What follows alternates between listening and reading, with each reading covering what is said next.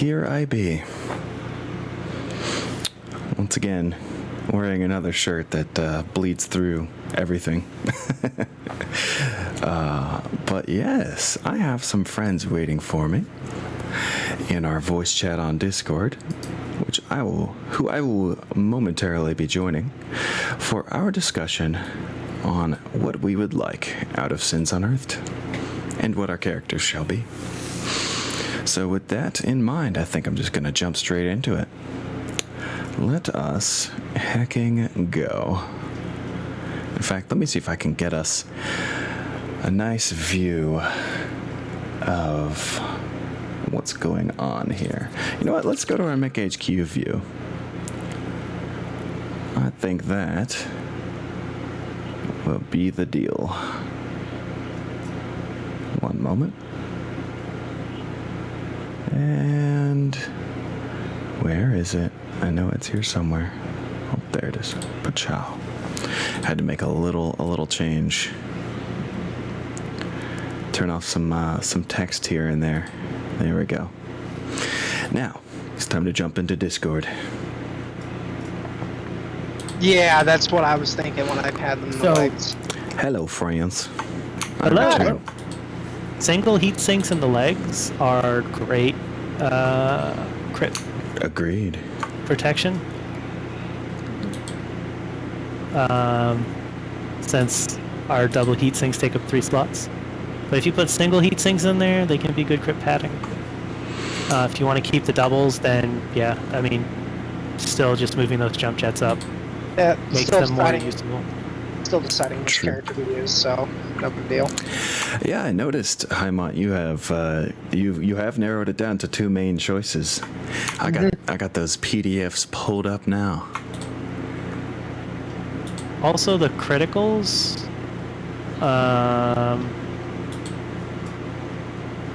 If the hatchet is moved up 2, it makes it harder to crit the hatchet. Really? Yeah.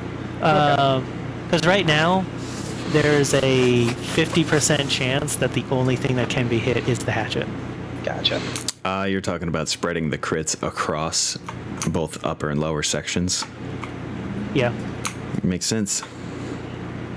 If you push it up there, then there's only a 1/3 chance on a 1 to 3 that it hits the hatchet. And if it's a 4 to 6, it's very difficult to land that last crit. Gotcha. Because you have to roll a 1 in order to be able to get anything on that bottom table without a forced reroll. And I, just as a personal preference, I'd rather have a weapon that's hard to use than a weapon that's damaged and unusable. Right. Especially one that doesn't cost you any heat. Good point.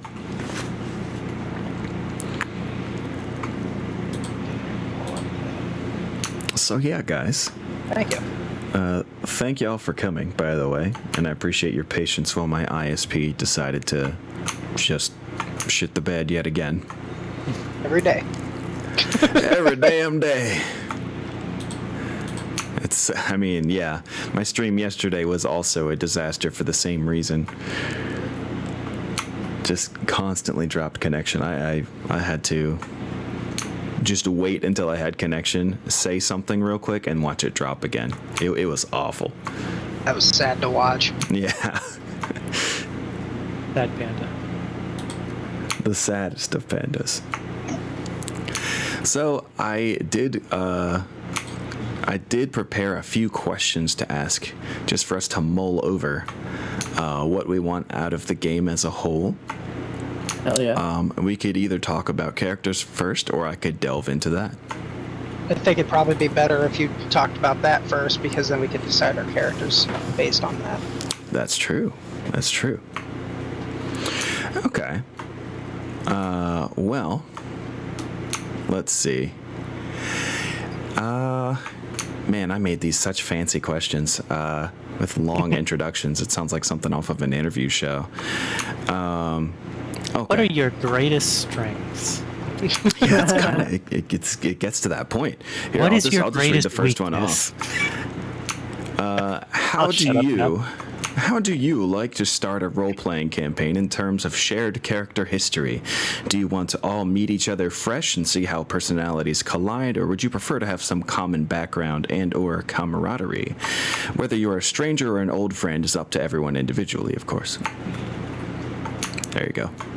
That's the first question, first thing to mull over. I'm open to either or. Yeah, it's the same.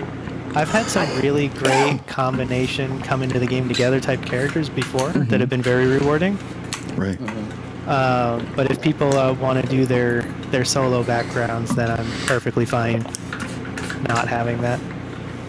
I know Alpha, who is currently struggling with some major back issues and hopes to be here later. The story that he's been mulling over probably lends itself to being a lone wolf, although I shouldn't speak for him. Maybe he's fallen in with somebody by the time the story starts, you know. But, yeah, I feel like there probably will be a combination. That makes sense. Yeah, if somebody's interested in having a joint history venture, I'm in. It does make the whole having access to a dropship thing make more sense that way. I kept the framework for the character coming into this pretty loose, so it'd be really easy to change things without damaging the core concept. Move. And of course, having background together doesn't mean growing up together.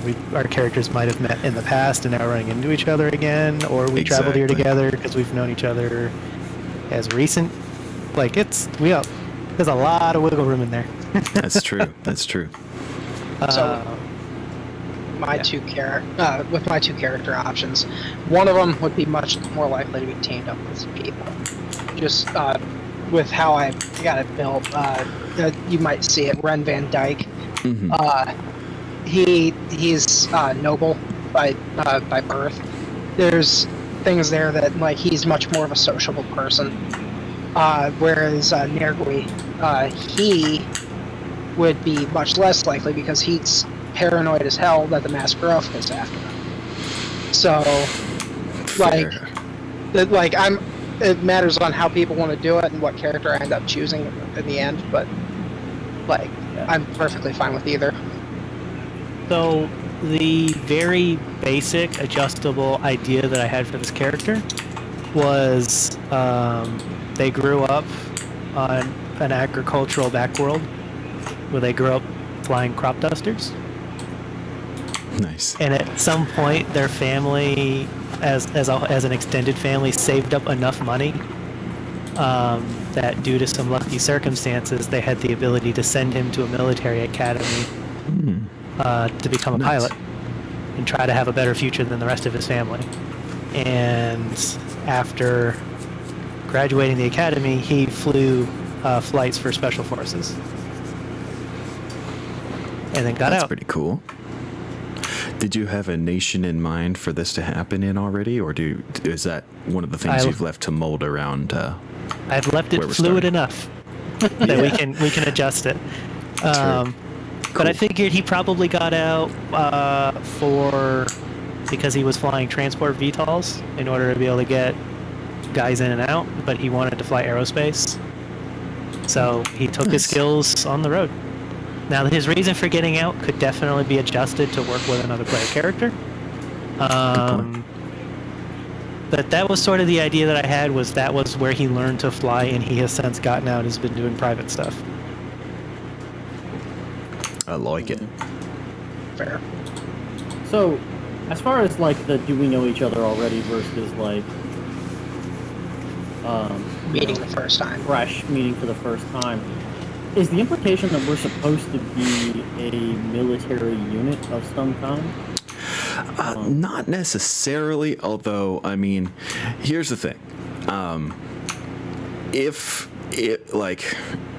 it can be, I don't know, if it can be finagled in such a way where it would make sense that you have access to or are subordinate to one of the attached dropships of the MCS Kahlo that we're starting on, the jump ship that we're starting on, that's fine. If not, then it could just be some random dropships, and you guys are your own people.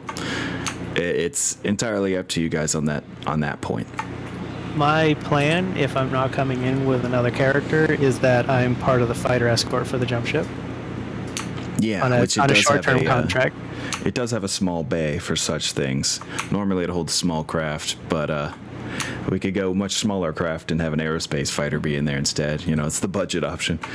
Yeah, I mean, my understanding is just most of those small craft bays are used for aerospace fighters in this time period. Yeah, Just yeah, due to it's hard to get a expense. hold of one otherwise, for sure. Yeah. I But guess my question. that's my default nobody's playing with me option. I guess my last question then is, as far as where the game's going. Now I understand that you have the idea of some JRPG mechanics coming in. Yes. By which I presume you mean like the building of assets and like a little bit of light kingdom builder type stuff, kind of Yeah. a la Fire Emblem sort of thing. Yeah, I do hope for a little bit of that. Plus side quests, mini games, becoming way overpowered in terms of those around you. All of those JRPG feels. I hope to be in there. Yeah. Fair. So I guess my question would be is, I mean, because I definitely didn't. I've got like a character idea that's sort of like based on what we've got. If we kind of want to do just a bunch of disparate people who may not necessarily know each other from beforehand, I feel like I'm pretty interested in making a character then that has a reason to need people with martial skills who has some ambition that they're looking to put into action at this point. Hey, Hashin. And maybe this being like kind of the moment that the wheels on that get rolling. I think maybe kind of where I'm at. And I might build like a young like mercenary captain who wants to A young buck looking for his first big start somewhere on something, huh? Yeah, either that or like yeah, I almost feel like some like periphery like pirate almost who's just like piracy's fucking small time. It's time to like It's time to go legit. I'm tired of scraping by on the periphery. Let's make some fucking move. I'm done with this shit. I feel that on a personal level. I think there's a lot about the way that I wrote this character in sort of the vein of being the, I guess since we're going with a JRPG theme, being one of those like, you can tell in the cast who the main character is and who like the main like side character is. You're like, this is the main character, and here's like one of the people you can bring with you on the missions you've had since the beginning, so there's more lines. That's sort of where I imagine my character extra being. lines, extra interactions, Yeah, like I imagine my character has got to feel like one of those people you bring around so you can do a loyalty quest later. Like, he wants to be, he's been flying for as long as he can remember. He wants to be the very best. He doesn't have any Like no one galactic ever was. dreams. He doesn't care about politics. He just wants to be the best pilot that he can be, and that's what he wants to be known for. So Yeah, that definitely sounds like the kind of character you'd go on like a long side quest to get their final weapon for or something. yeah. So Like Traskull go from KOTOR. Yeah, that would Yes. Yeah, that would be, I guess, kind of that's I feel like kind of a lot of this that we've talked about, like a lot of the character concepts we've already been before, kind of maybe lend towards that, not necessarily knowing each other beforehand. Yeah, true. Just based on the stuff that it seems like y'all, both Kane and Imon seem interested in playing. Yeah, and once again, not to speak for Alpha, but what he's told me so far definitely seems like he'd be just kind of randomly there too. So, and So between I guess- your noble and your hiding from the Maskarovka, which one are you leaning more towards wanting to play? It honestly, like, it kind of depends on what the group wants or needs. Like, it sounds like that classic, like, do we need a cleric in a D&D game? But, like, I've got one that's built, like, with a Raven 3L. I look at that, he's a better MechWarrior by far than the guy driving the Hatchet Man. Yeah. And he's a support player. I mean, he's got Narc on there and everything. Then the Hatchet Man, he is a pilot. Like, it's all about, like, gladiatorial combat for him. So it's very much up close and physical. So, like, Yeah. it just kind of lends to what the group wants to play and like what we need to fill that niche. I guess the Yeah. natural follow-up question then is, do we have a face? Do we have somebody who wants to become the accidental de facto party leader? I think that's kind of the guy I was talking about. Yeah. The dude Okay. who's like the pirate who's like, I'm done with small time. For sure. We're going all in. The games are fucking over. I ask because I not only have decidedly I want to be bad at charisma, but I also want to take the bad trait for penalty to charisma checks. So he's just going to be super shy. Doesn't really want to get he doesn't really want to get involved in a whole lot of stuff past the flying. He's not Fucking great with introvert, people. right? Yeah, he's a super introvert. He's just, See- he's got his thing. He doesn't like crowds. He doesn't like dealing with strangers. And my He Raven really- would be that too. He's got an introvert. It's hilarious. He'd latch on to somebody that he enjoys being around that has the social capital to deal with those things for him. So, Damn. Once again, a feeling I can identify with personally. But yeah, for sure. I mean, yeah, it does sound like we have a bit of a dynamic forming here. That's pretty cool. Now, in terms of actual, like, well, it might be the right time for me to ask the next question, actually. yeah, I think so. So, okay, another long interview-style question here. The BattleTech universe often features tales of political intrigue and military sci-fi action, but there's room for every angle in the Inner Sphere and its periphery, with roughly 2,500 worlds settled by varying cultures. What is the overall tone you'd like to aim for or experience the most of? While there is a general storyline planned, let's figure out how you'd like to go about it and in what tone you'd like it delivered to you. There you go. So, like, my exposure to BattleTech outside of, like, the games is pretty limited still. One thing that I can say that worked really well, and I think would work well with your game, would be the style of storytelling that came from the HBS BattleTech, Harebrained Schemes. Yeah.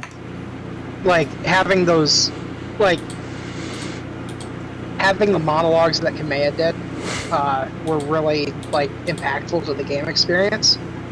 But also, like, having, I don't know exactly how to describe it, but, like, maybe something a little bit more war-heavy. I know that if we're staying in the area that we're at least to start out with, around Canopas, around the Marionhead Gemini, there's a lot that can happen there that will lead to a darker story, which I think obviously BattleTech plays into very well. I think better in many ways over 40K, but Yeah, I a think, different flavor of dark for sure. It's Yeah. a grimdark light. yeah, I think that would be a good way to do it. But definitely having some like maybe the mini games, like, they're flavored to be a little more lighthearted. You know what I mean? Keep it very Yes. JRPG. That is actually, I like it. I like that you said that, because that was the aim. Is that the mini games are supposed to be like a breath of fresh air from whatever rough stuff might be going on in the storyline. Yeah, when you mentioned minigames, I was sorry, I'll finish this really quick, but when you mentioned minigames, I immediately thought of like Chocobo racing in Final Fantasy VII. So like that's what I was looking at. But So anyway. in my mind, when we initially talked and you had talked about your JRPG type feel and stuff, the kind of tone that I was thinking, that I got the impression was coming and I was excited for, was for plot-related stuff to be very serious, Yeah. the battles to be kind of dark and difficult, and then we'd have beach episodes. Yeah. Like, that's that's- exactly it, dude. That's kind of what I was thinking, because there's where it goes from like really dark when it's plot related to either funny or inspiring or just like happy stuff, or here's like a small Yes. arc we're gonna do to have a background reveal or something. Like that, Definitely and being need able those to move palate back cleansers. and forth to that. Yeah, that's kind of the tone that I was thinking was Yes. going to be happening, and that's the kind of tone that I was excited for. Okay, cool. Nice. Yeah, I mean, I think that's definitely what I was originally aiming for. So that's I'm glad you picked up on that. How about you, Baron? I was actually getting ready to ask basically get ready to ask this question because I specifically wanted to know essentially what our vibe was going to be on things like being very much not like good guys. Yeah. I think things like there's that. always like that. That's another very BattleTech thing, is that no one is truly the good guy.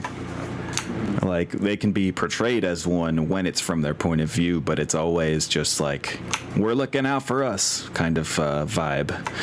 So, I feel like there will be limits to how, like, to what I want to portray, but there would definitely be some dark themes as well. At least, like, I don't know, there will be implied villains due to just the things they're doing, you know what I mean? But at the same time, it is a very morally gray universe. There were kids in Yeah. that building. What? Yeah, Yeah, yeah, that kind of thing. like, see, that's the thing, and that's kind of where I wanted to talk, I guess, because part of what Session 0 is for is things that, like, where do we stand on portrayal of things like civilian casualties, things like, there were kids in that building, TM, I mean, like, that kind of thing, a gunfight gets started, war machines come rocking through a neighborhood, and, the school fucking gets run through, like, that sort of thing, like, what are people comfortable with? What do we want? How much do we want to lean into that, like, war is dark and fucked up aesthetic and the portrayal of those themes. So for me personally, Yeah, my go for it. character, for me as a player, I didn't even know about the concept of throwing a red card or an X card or Yes. whatever. So everything as a player for me is on the table. I don't care. Yeah. Same. As far as my character, I had envisioned that this character is not into the idea of total warfare. So like civilian Gotcha. casualties would be something that would bother my character. Maybe that's part of the reason why he got out. I don't of whatever major military he was in or not. That's up in the air. But he's not going to be the guy who's, hey, there's a mech hiding in a hospital, bomb the hospital. He's not going to Okay. bomb the Yeah. hospital. I just think this is he'll hilarious. refuse the orders. This is hilarious because weren't you talking about strapping a nuke onto your freaking Kestrel? Yeah, we were joking That's just about a like, mechanical exercise. that was a mechanical exercise and amusement. Oh, okay. Also, there's no way he could deploy that nuke without dying. So Yeah, he cannot move away fast enough from a drop straight down of a bomb. yeah, but yeah, I mean, even I suppose since you brought it up, like if there was something so tragic in like I think it would be an interesting like tragedy arc for the character. Yeah. To see that he has to do something that feels so vile and immoral in order to save more lives than he's taking. Like I could see that being like a character growth or thing for him, a difficult thing for him to deal with. But I imagine this character coming in with the idea that lawful and unlawful combatants are an important thing to him. Makes sense. He's not there to ruin lives. He's there to solve problems, kind of thing.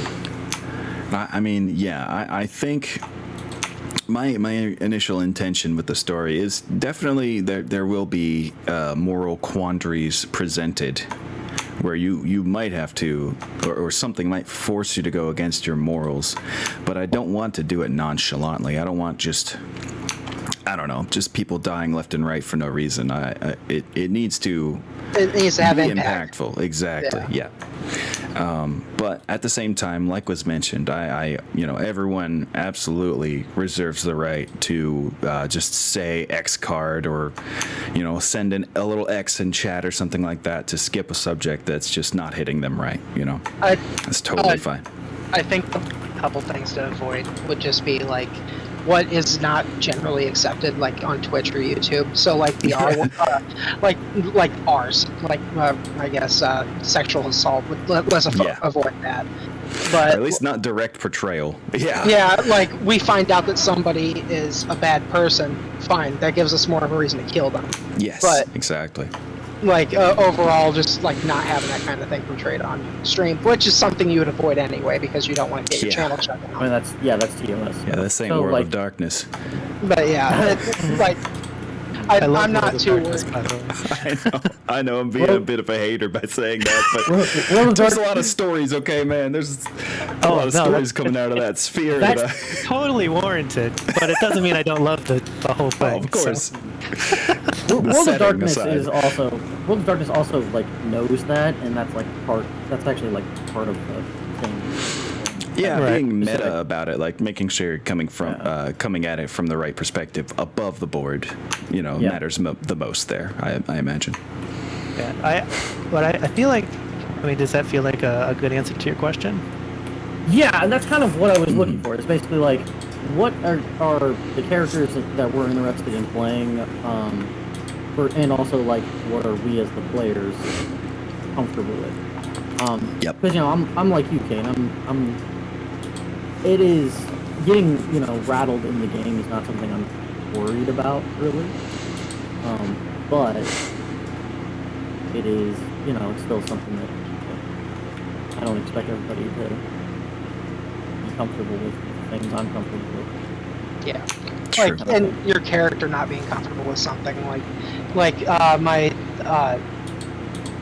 Ren Van Dyke. He's going to be completely like. Any combat he's seen has been in an arena. Like, it's been acceptable that somebody dies, but that's not going to be common. So he's going to be somebody that definitely avoids killing people. Whereas Nergui, he was raised a Capellan soldier. Like, he was a warrior house cadet. So, like, That's just bread and butter to him, then. it may not be bread and butter, but it's acceptable to him. I really get the sense that your noble and my character concept would get along great. Yeah. He's just a lot more boisterous. Oh my god. Yeah. I think he's got the attractive trait and wealthy trait.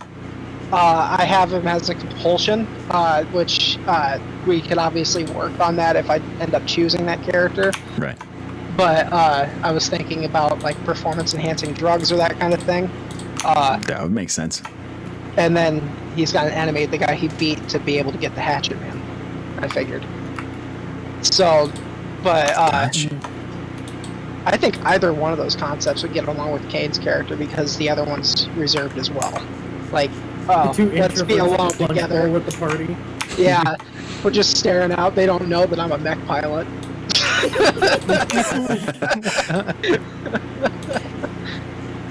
Perfect. Yeah, I'm actually quite interested in it. Just personally, I'm quite interested in your noble. Okay. That's my True, that's my I'm hoping to decide before the end of the stream. So that's my quarter penny. Nice. Yeah, the other main reason that we wanted to ask about like the types of like stuff not only that we as players are interested in and the characters are interested in, because that informs a lot of like the type of character I'm gonna make, because if if I am gonna try and be like that the person who ends up being like the kind of like captain, you know, that informs how I will build this guy. Because, you know, especially if I do the thing where like I want to be, you know, basically a dude who's tired of having to like fucking shiv people in the spine for every fucking inch he's gained in his entire life. Fair. And Would is you wanting say? to get to. I mean, Oh, it would sorry, be please interesting. continue. It would go be ahead. interesting to approach this as the like, I can do so much more. I like almost feels kind of like you could also as like a I'm trying to think of the right word for this. Accidentally, in the process of trying to become a bigger person, become a reformed pirate. Yeah. Like, I can and build that's something like- permanent. Turns like, oh man, I need to do good for the world. Yeah. Or like the path to greatness is through legitimacy. That's the path to much more power than I could ever have as a pirate. Yeah, and that's kind of like where I'm True. thinking like the arc for this guy goes is that he's like, I mean, this, you know, he's a dude from, I mean, hell, it might even be like, you know, The Oberon Confederation. I mean, Ooh.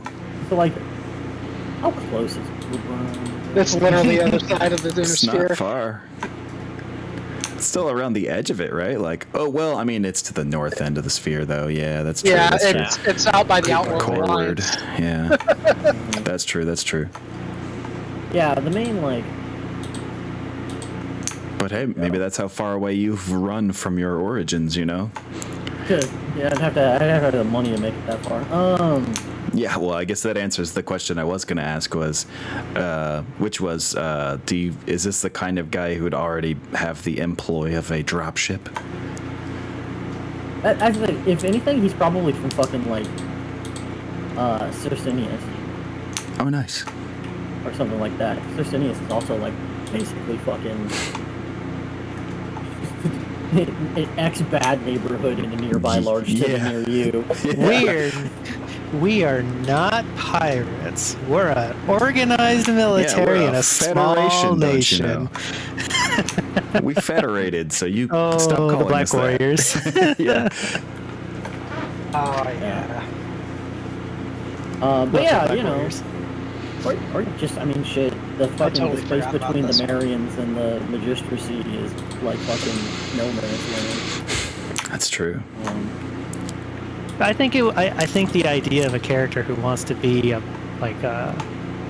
wants to, instead of be have a big name and just like 3 or 4 systems, but to actually be a mover and a shaker and trying to achieve legitimate power through legitimate means in order to be that. That sounds like a neat concept to me.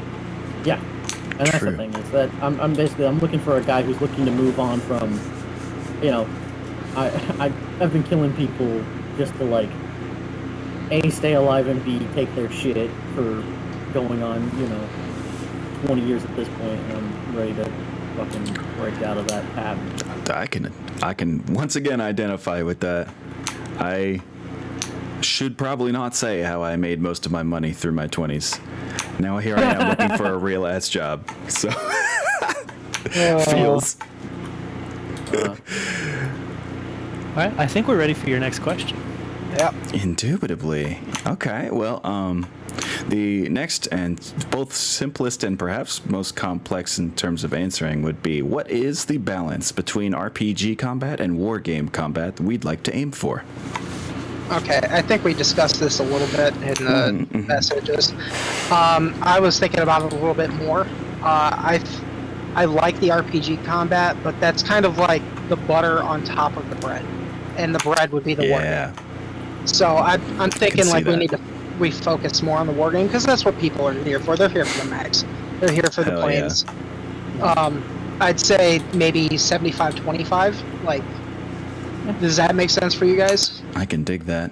And of course, That's I'll also be implementing all of the aforementioned ways of shortening and streamlining the RPG combat, such as not giving an entire health bar to each and every character as if they were a made character, or, you know, each enemy NPC. When somebody doesn't go down, we get scared. I think the big thing is I think just doubling damage across the board on all sides. So there's where it comes into feel, right? Like Yeah. there's the optional in the Destiny book to double damage against enemies, in order to make it so that combat doesn't take too long while still leaving the players being heroic. But that's where it comes into the feel, right? Like Yeah. if we want this to be gritty and lethal and scary, then doubling all damage means it's also a lot easier to kill us. Yeah. But if it's supposed to be that JRPG type thing where we are heroically better than the nukes, then and the bad guys taking double damage and we take normal damage gives us that feeling, and any plot important or big bad guy gets player rules. Yeah. Yeah, and that I is like likely that. the direction I would be leaning towards, because yes, I do want Okay. you guys to feel like heroes. Unless if we're you are going- all okay with re-rolling characters, doing I guess I'm already lethality. ready for that one. I super that's true. am, but I super am on that one, but I feel But like this could be that's where it something comes- to explore for another project, because I mean, that's where it comes down to the feel, right? Like, Yeah. for some, if the game is supposed to be centered around, I mean, a JRPG feel to me, would not work with us constantly rerolling characters. probably not. No. That just doesn't feel like the same theme to me.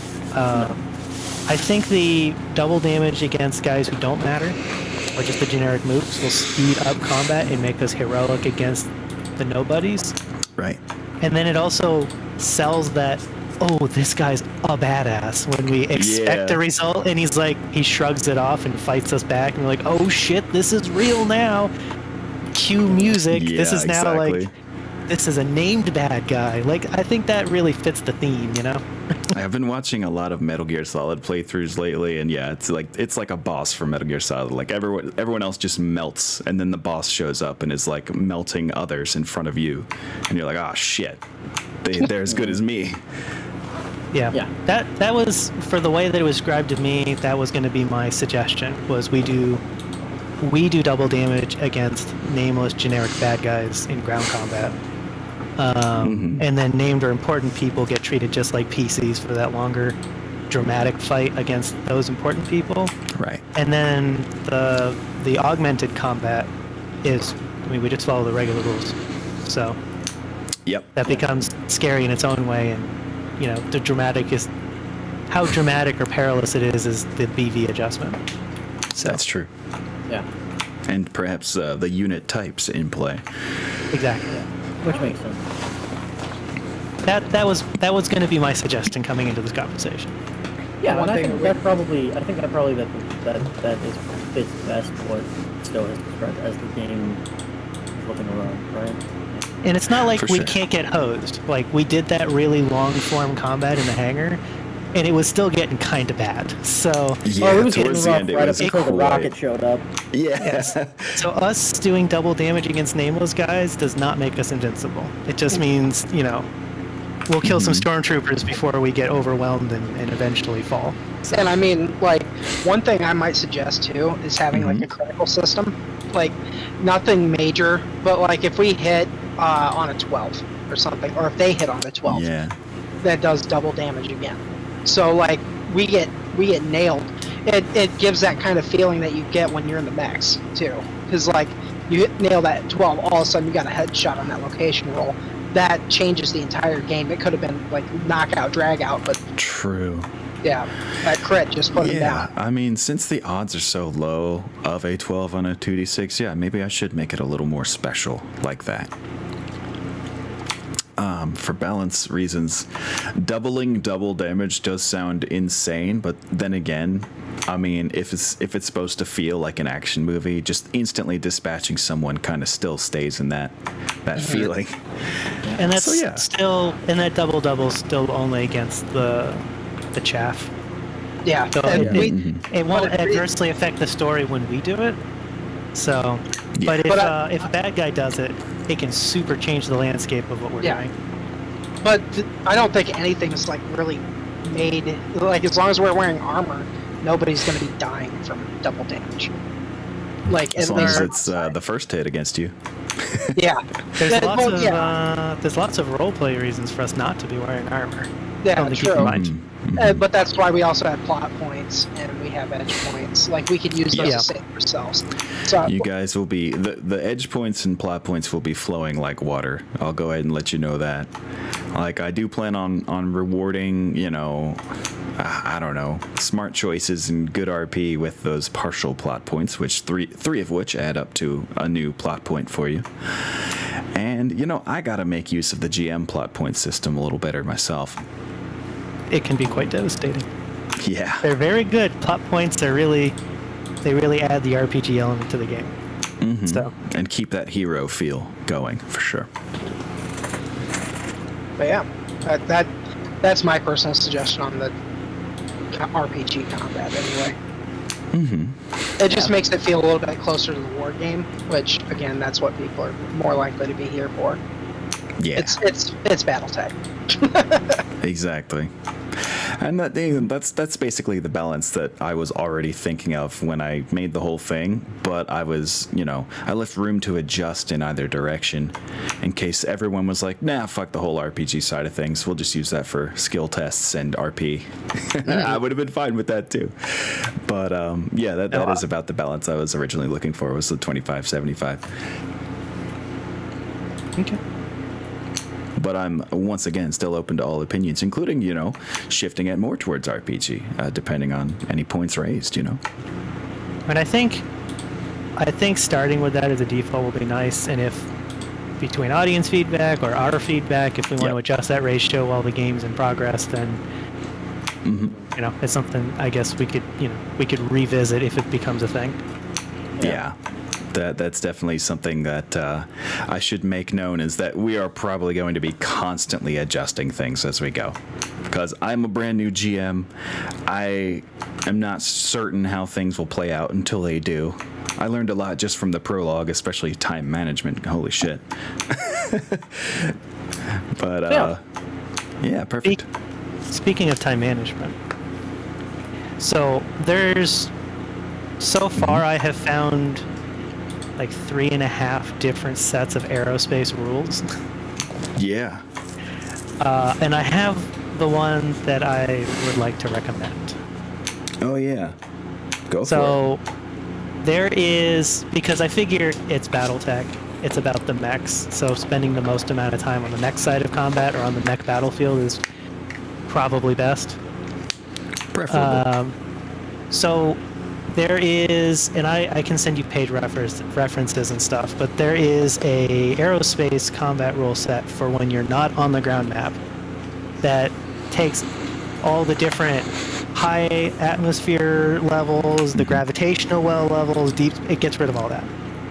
What it does is it replaces all of that space above the battlefield with a radar map. You move. If your safe thrust speed is less than 10, you move 1 quadrant at a time. If it's 10 or higher, you can move 2 quadrants at a time. If you're in the same quadrant, you can make some opposed skill tests for dogfighting. But there's no tactical movement in space or in that air because everything is so dynamic. We don't have to set up we don't have to set up a table and keep transitioning back and forth. We can just put the radar map next to it. And then if the fighters enter the battlefield, then we can just use the Total War rules for aerospace fighters because they're on the same table as the mechs. So it's still where the mechs are. So it takes that other stuff that might be happening above and makes it so that there's a lot less time and a lot less crunch spent on that. So we can spend the most amount of time on the ground map. I really like you bringing forward that suggestion because it's true. I definitely don't want to bog down too much on okay, I'm at, velocity 2, so I need to move at least 12 before I can turn this way, and then, all that stuff. Especially raising up to other levels, like you were saying, abbreviating that entire half of the aerospace rules is super preferable. Yeah, the only time it gets granular is when we're on the ground map, in which case everything is granular. And we're still where the mechs are, and it's still mech stuff. Yeah, I mean, as long as you're familiarizing yourself with it enough, I will trust you to know your own speeds and limits. I'll probably try to make some what would you call them? Like templates to lay down on the grid, just so you have like preset 8 length, 12 length, and 16 length, hex bars. Yeah, I think the once. We can talk offline. I can send you stuff so you can see what the radar map looks like. It'd be just like how you've got your snippets that are the like our reference tables that you placed around the map. It'll just be a page you plop down and we move a token around it.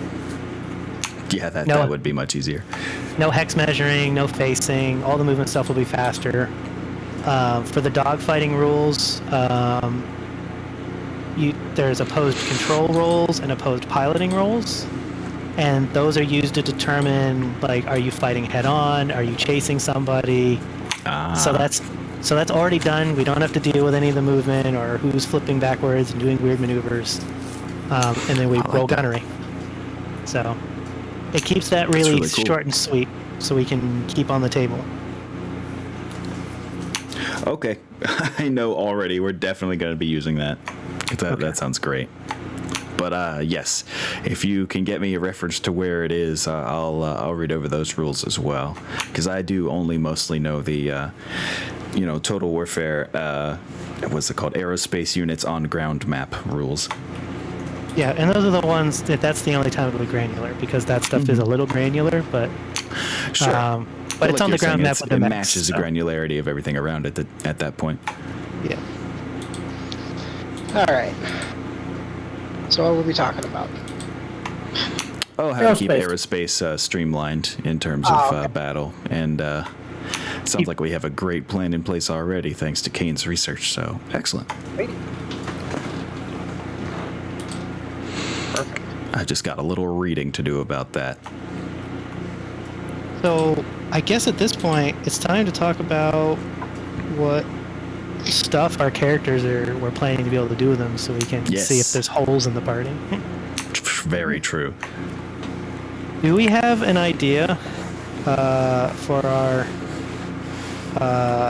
lone wolf companion of things that he's going to be good at? I believe things that will be covered by his character. He was wanting to play a fire support role. I definitely don't want to speak for him, but originally he was going to have a brand spanking new, what was it? Well, a modified version of a Trebuchet 7M. So something that would bring it below 1250 BV.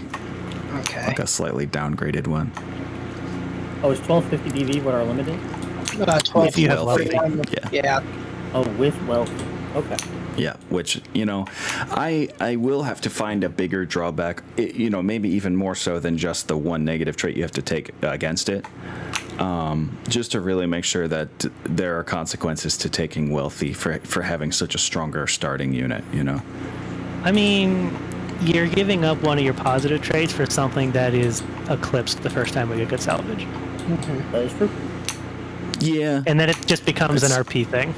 So I guess it depends on how crazily custom whatever you're starting with is. But you're right. I mean, over time, that starting thing, I guess it is like a lot of RPGs where you can get a really strong start with something, but then it eventually just through regular advancement becomes less and less important, and to the point where, it was only for the start.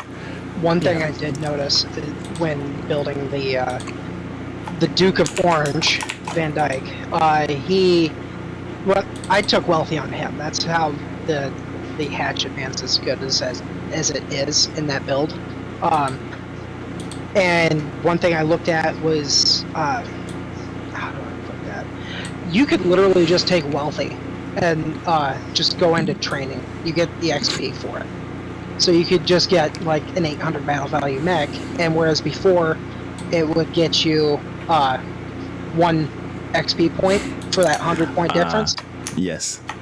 I mean, like, that's the more permanent way, but it still takes XP, like a build-up, to be able to buy into anything. Yep, and you'll take the negative trait for it. So I guess it is balanced on its own. I just really wanted to make sure we weren't like power gaming the shit out of the start. But then again, we are heroes.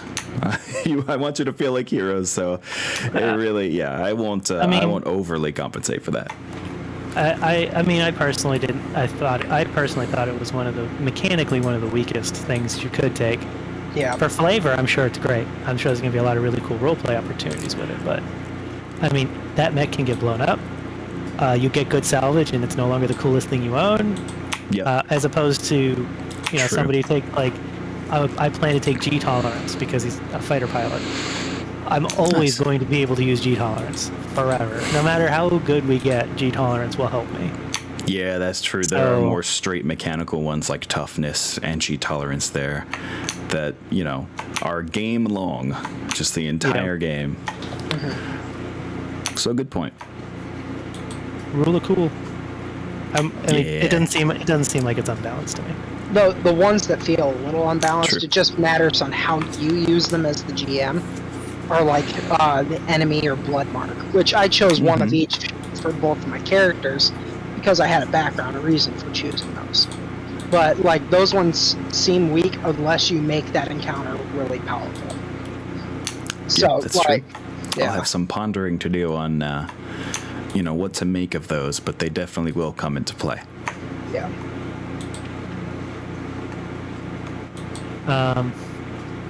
Okay. I had a little flexibility in what sort of stuff. I mean, my guy's going to be a pilot, so he's going to have pilot. Shocker. I mean, we're all going to have Amazing. piloting and gunnery in some form or another. Yes. But without adjustment, I also built into strength and support weapons. Cool.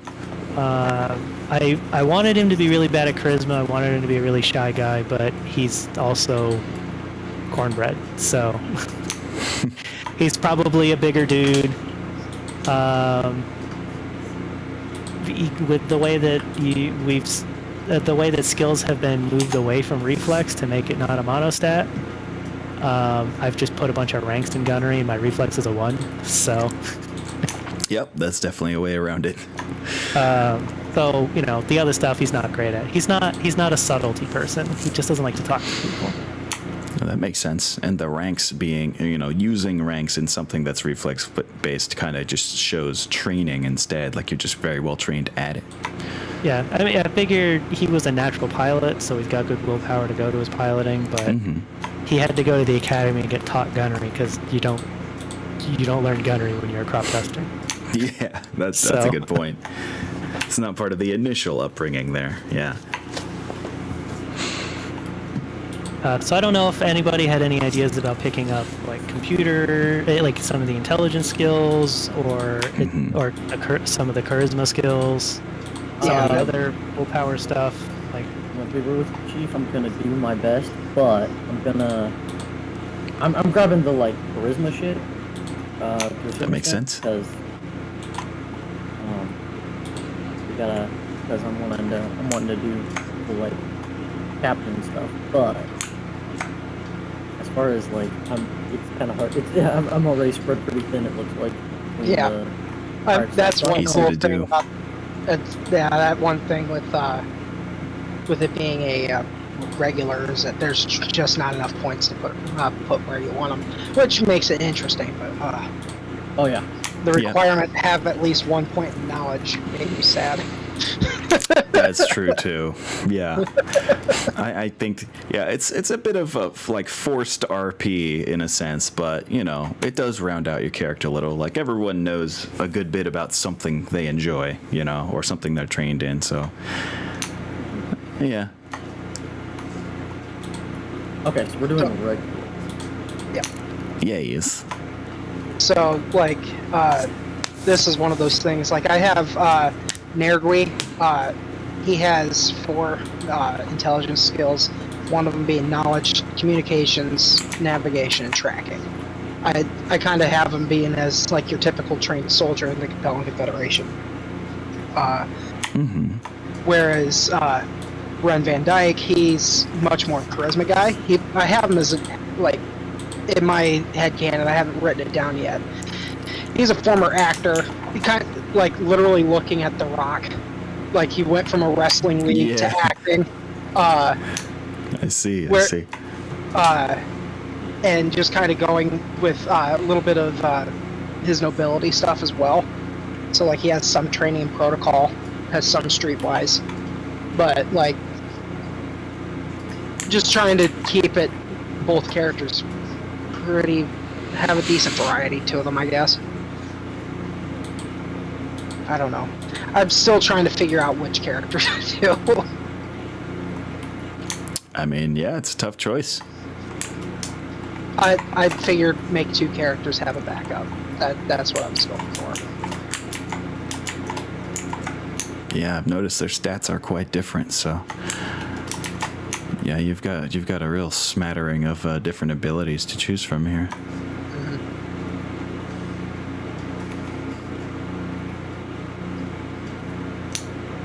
Alas.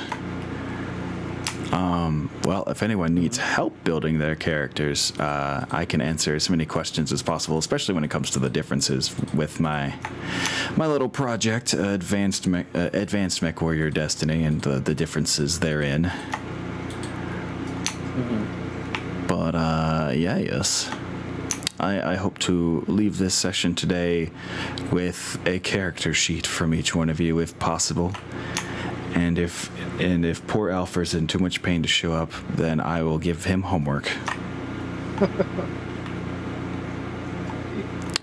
Plus, I might as well start giving the same homework to people who want to show up as side characters and such as well, such as Lone Strider, who's on deck.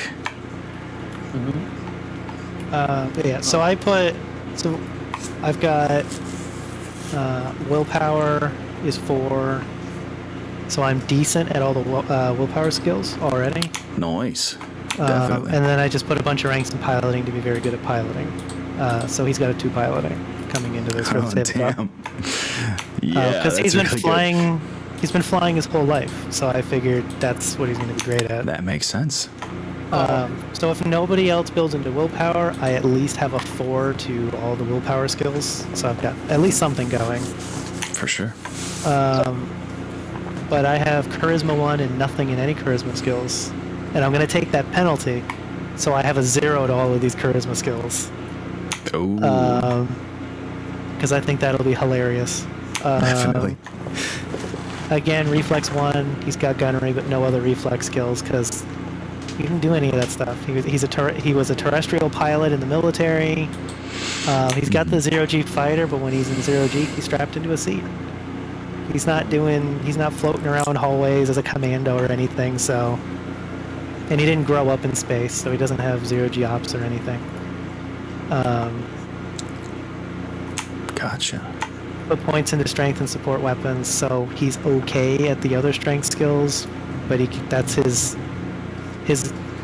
out of cockpit role, I guess, is to be the big guy walking around with a big gun. The shy giant, I guess. I could dig it. I don't really have a whole lot going on in intelligence. I mean, we all have our mandatory rank in knowledge, and I ended up with a free rank in tracking. But that's basically it. There's no technician, there's no computers, there's no communications, there's no investigation. He's not particularly good at tracking right now. I'm hoping he'll grow into that as I get experience. I figured that'll be like a new role for him. He's used to basically being a glorified taxi driver for guys in black uniforms. So he's trying to learn new skills. He's trying to, to represent that new stage of his life. I like that. So he's got equipment, it looks like. Like he'll have equipment on his aerospace fighter to help him out with tracking, to help boost the rolls through equipment, but he's not going to be, like, as an individual, he's not as good a scout as your Capellan. Just through skills, plus the Raven. I mean, that's a pretty fantastic scouting platform as well. For sure. Hell yeah. And it sounds like, and you have a bunch of intelligence stuff. And if Varen is going to be doing a lot of charisma stuff, we could end up with a lot of things pretty well covered, I guess. I just think it sounds like it sounds like we won't be a stealthy party, but we might otherwise be a pretty rounded party. Yeah, I think at one point, Alfred had mentioned he wanted to do silly stuff with Edge, so he might be like a luck-based character as well. So, you know, a less used stat in terms of something to lean on, but it could end up being quite helpful. Oh, That's what I see. The landscape I'm looking at right now. I just totally forgot about this. Scroll down on Ren Van Dyke real quick. You'll see the personal weaponry. Ah, yes. Vibro axe and the harpoon gun. Goddamn. The harpoon gun. I was Good like, old harpoon gun. I need to come up with better rules for the grappling for sure.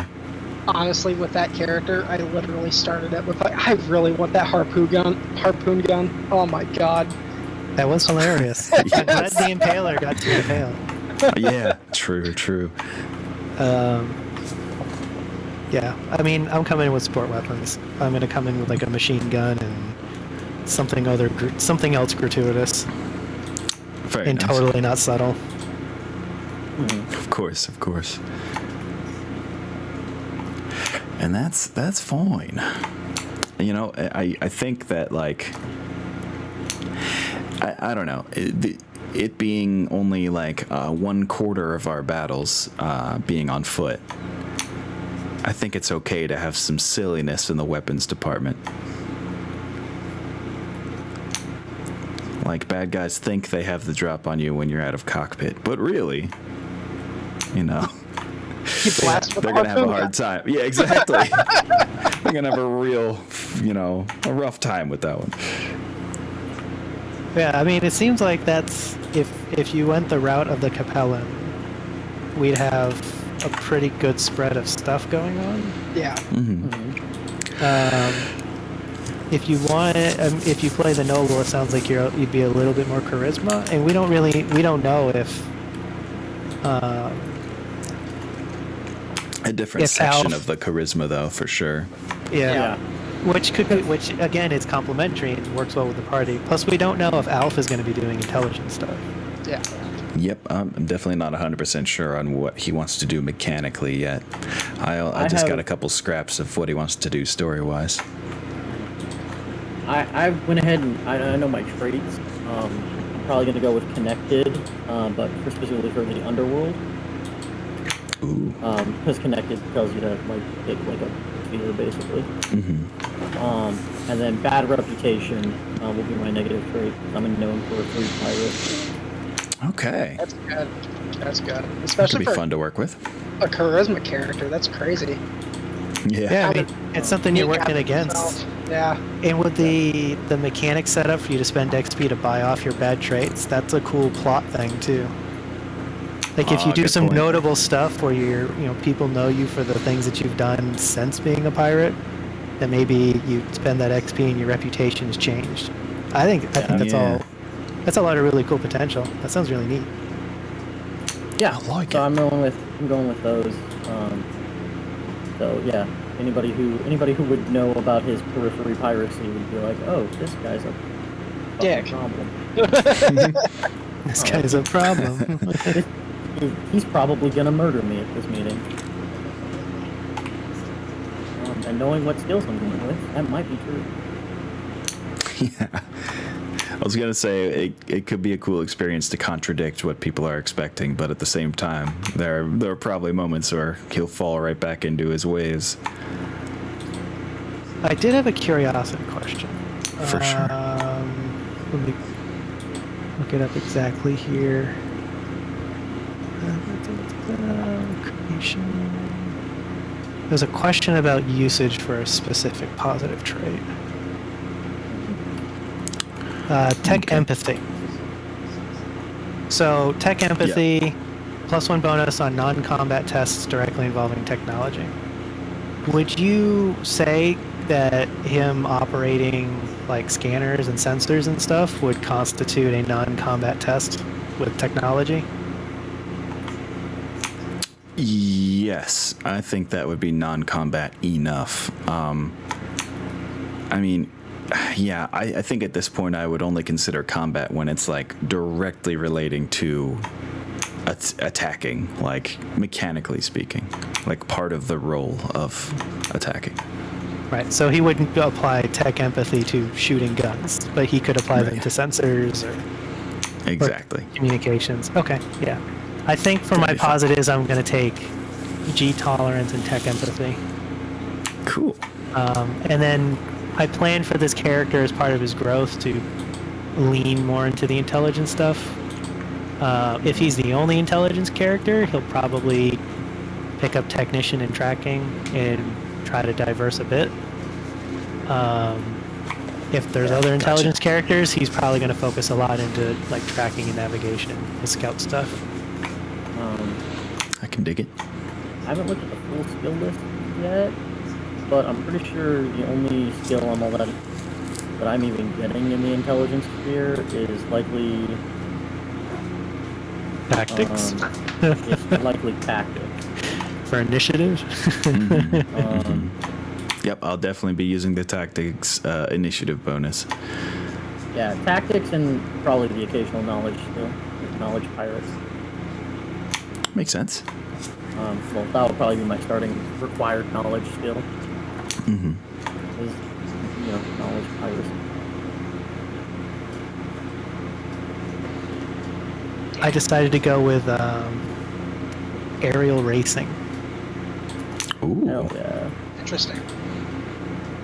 Like it would have been low-hanging fruit to be like spacecraft or something, but I thought it'd be more interesting if he was. I mean, he's a pilot, so it'd be like airborne NASCAR to him.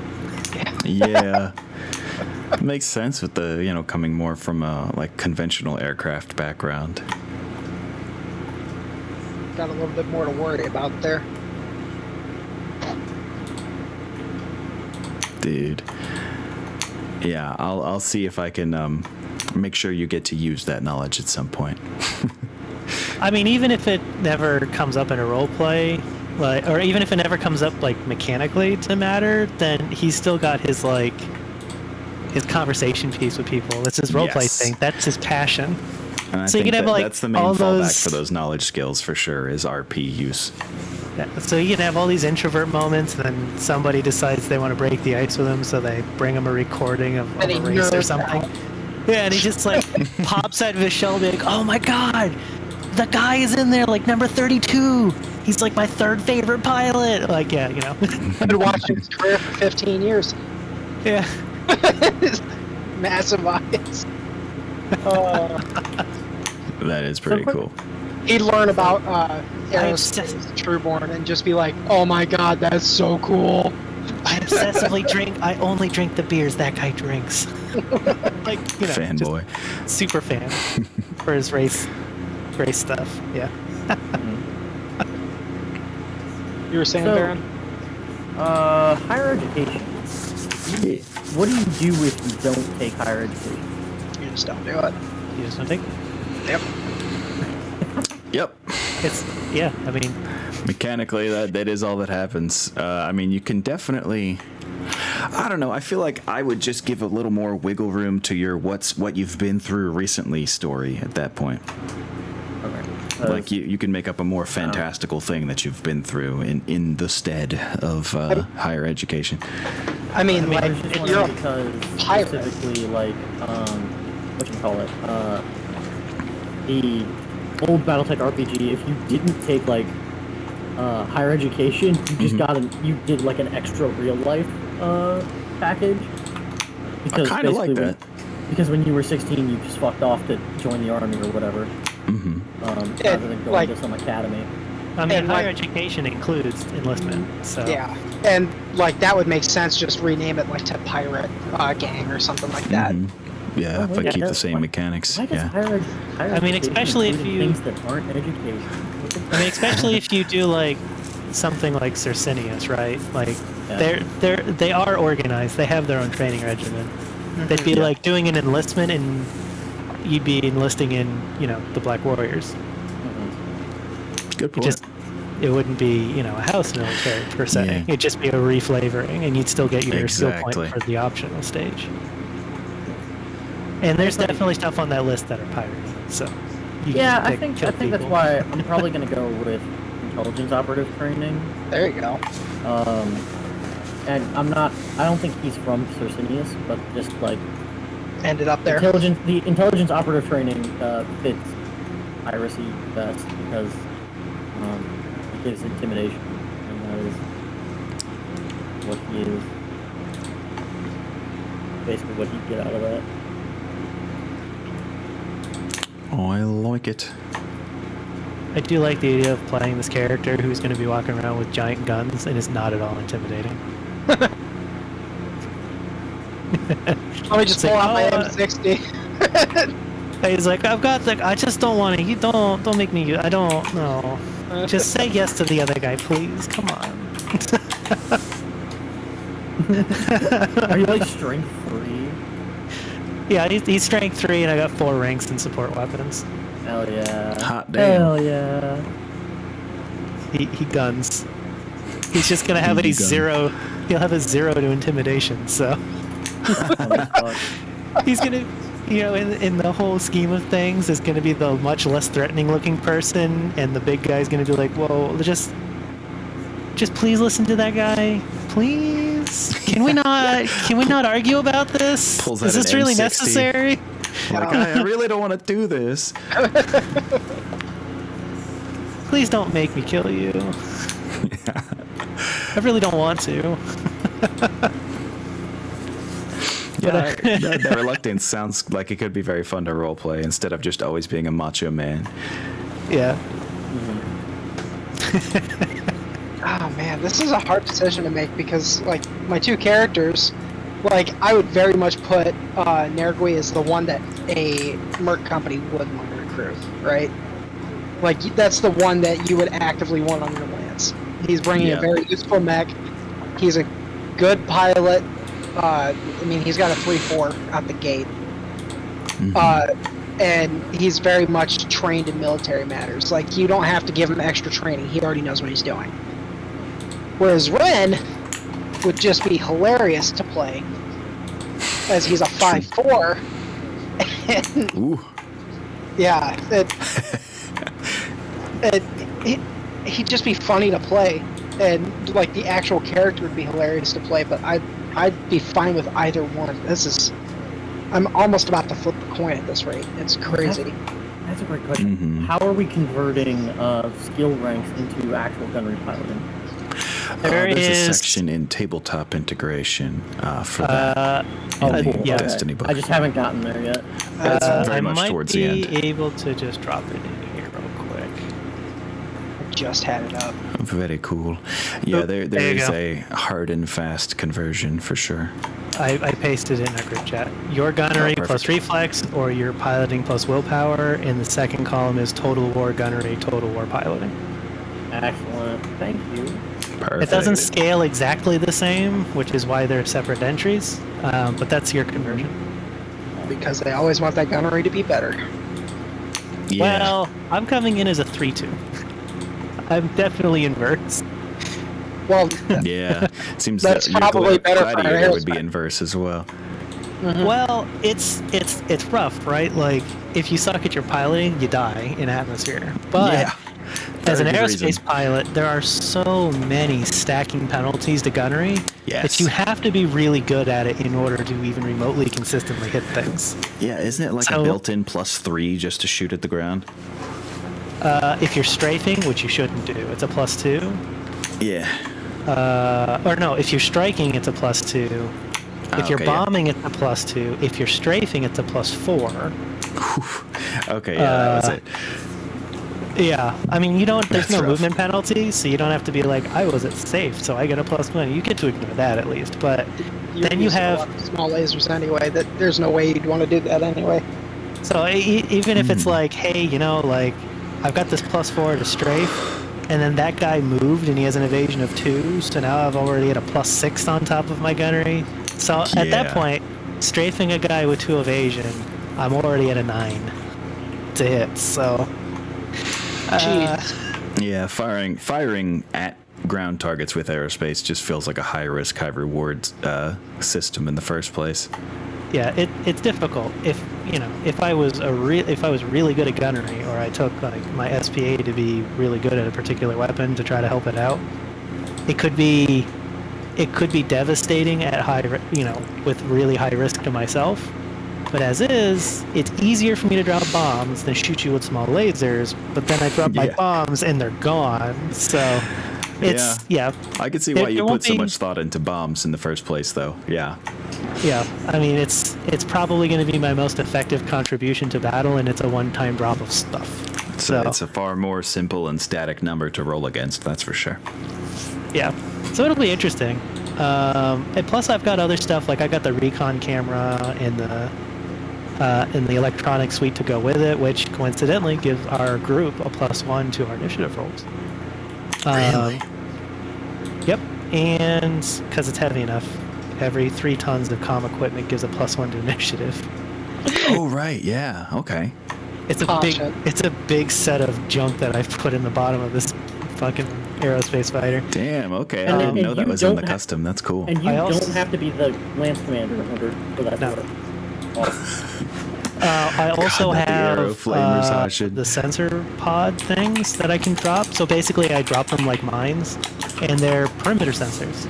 And my comm equipment had to be at least 2 tons to be able to remotely connect to my own sensor pods. Oh. So I figured I'll just throw in the extra ton to give the initiative bonus. I'm already spending 2 tons to be able to use my other equipment, so... Yeah. I like that a lot.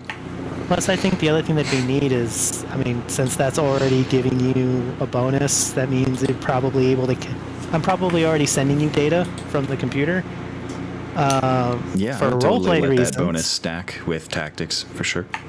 I think the another neat thing would be, if you're not actively fighting, if you're positioning or behind a hill or something, I might be able to send you images from the recon camera flying overhead too. Which would really just be roleplay stuff, but I still think that'd be really neat. And there's a chance, it's not a great chance, but there's a chance every time I fly over a map that all the hidden units have to make a roll, since I'm flying over them with surveillance equipment to detect hidden units. That is a very good point. I think there may be modifiers based on what type of unit it is, like dug-in infantry would still be really hard to find, stuff like that. It's the way the equipment is written, it's a flat roll, but it's not a great chance to make the roll, so... Oh, okay.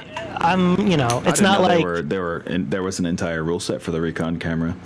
Yeah, it's pretty neat. I mean, I'm pretty sure it's like an 8+ or a 10+ to reveal a unit. Yeah, so it's like a static roll that you roll against, sort of like mines or a couple other things in the game. Okay. And in that case, I'd just leave it at whatever it is, for sure. Yeah, it's not great, but hey, on the occasion, if I reveal a unit because for whatever reason they didn't hide well enough to hide from the advanced camera, maybe. I don't know. Mm-hmm. It's neat. In either case, it'll be roleplay cool and maybe occasionally useful, but the initiative bonus will be nice. Roleplay cool though, for sure. I don't want it to just feel like we're constantly just above board talking about the things happening. I am aiming to make it a pretty immersive experience. I hope I don't go too hard on I am definitely going to continue doing like the little mini cinematics, but I also don't want to take us away from what your characters are doing for too long. So I'm looking for the right balance with those. I also think it'll be neat that I can drop perimeter sensors. So, if we're on the move somewhere and we have to hide out somewhere, I can, as air cover, drop perimeter sensors around you, like bombs, and I can alert you guys, hey, to the southeast, the perimeter sensors are showing seismic activity. There might be vehicles or mechs approaching. Yeah, that's really cool. How sophisticated those perimeter sensors are seem to be largely up to the DM, but that does describe different types of them, being anywhere from motion trip lines to seismic sensors to all kinds of stuff. They give a lot of examples, so the sophistication of them and what they can detect is entirely up to you. Like a lot of the equipment in this game. I would tend towards seismic or magnetometric kind of sensors on them. for the most part. Yeah. I mean, it'd be unmanageable to be dropping cameras all over the place and expect a guy to fly and look at cameras at the same time. So. Yeah, having like a little split screen of like 6 different cameras views would be a little much, for sure. Yeah, especially since he can carpet bomb these sensors. So that's a lot of cameras. I got eyes everywhere. But I think it'll all be really cool and still leave most of the actual combat focus on the mechs. So. That's true. I can definitely respect willingly taking a step back from crazy combat things, but at the same time, that is like, those are really cool things that you're bringing. So it's no lesser for doing so. It's still a very, like, you're adding a lot, you know? I'm trying to decide on my second negative. I think I figured it out. Yeah. Oh. I think I'm gonna go with Nergui. Just Alrighty. like I was thinking about it initially, and I'm like, wait, I originally said I was gonna run a Raven. Why don't I just stick with that? Well, you've definitely got his sheet more fleshed out. Yeah, I just didn't get the cues done on the other sheet, so I was like, I'm thinking about it, and I'm like, I think I have a better idea about what the character I want Nergui to be. Ren, if Nergui dies, which I always say things like this, but like there's a definite high possibility, especially in mech combat, that it happens.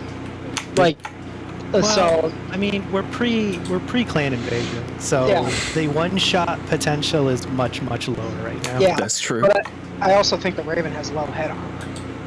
Yeah, it's got 6'3", so it's oh god, I did not know that. I didn't know it suffered from wasp syndrome. I mean, large lasers 8 damage. It still doesn't kill you. Yeah, but a PVC would. So an AC-10 would. So like I'm like, I'm thinking about it. Yeah. I'm gonna go with the Raven. Yeah. Very nice. I mean, you will, of course, for survivability, still have things like edge. Yeah. And plot points, especially plot points, because they're so overriding with the things they do. Mm-hmm. But I think the actual story about him getting his mech and everything is a little bit more interesting. For sure. I think the possibility of including Maskarovka, like obviously we're not in compelled space, but like we're still pretty close. Maskarovka could be a possibility. Oh, for sure. That'd be a cool story element for you, especially tied into the opponents. Like, oh, they're going to be working with them because they need to undermine the Canopians. Makes sense. Yeah. I'm sure there will be a lot of references to the, not recently, I guess like a decade ago, failed Andurian secession, which the Capellans tried to help with. So yeah, there will still be a lot of connections to surrounding territories for different reasons, for sure. Right. Be interesting. I'm pretty sure that's a major beat that Alpha wanted to work with, was the failed Andurian secession. Pretty sure he's going to be an Andurian boy. Here's a question. Also, could be really funny for roleplay purposes. If I chose dependent and decided that I had a spouse who was the technician who worked on my aerospace fighter, yeah, would that be an acceptable dependent to you? Definitely. Great. We can have great roleplay where you get to roleplay my spouse. I was gonna say that. Yeah, that definitely changes the roleplay, but it's yeah, I'd have to come up with things, just like a couple things to bring up for sure. That'd be hilarious. You're playing the spouse, and it's always like, you really need to stand up for yourself, Kane. Come on. Yeah. The commander keeps on sending you out for those flyby missions, and you get shot. You almost get shot down every time. You need to really talk to him. There's other pilots here who could do these dangerous recons, but he always picks you. You've got to say no. Yes. Perfect. Oh my god. Yeah, that's the kind of stuff I'll need to collect if so. But yeah, I'm totally down with that.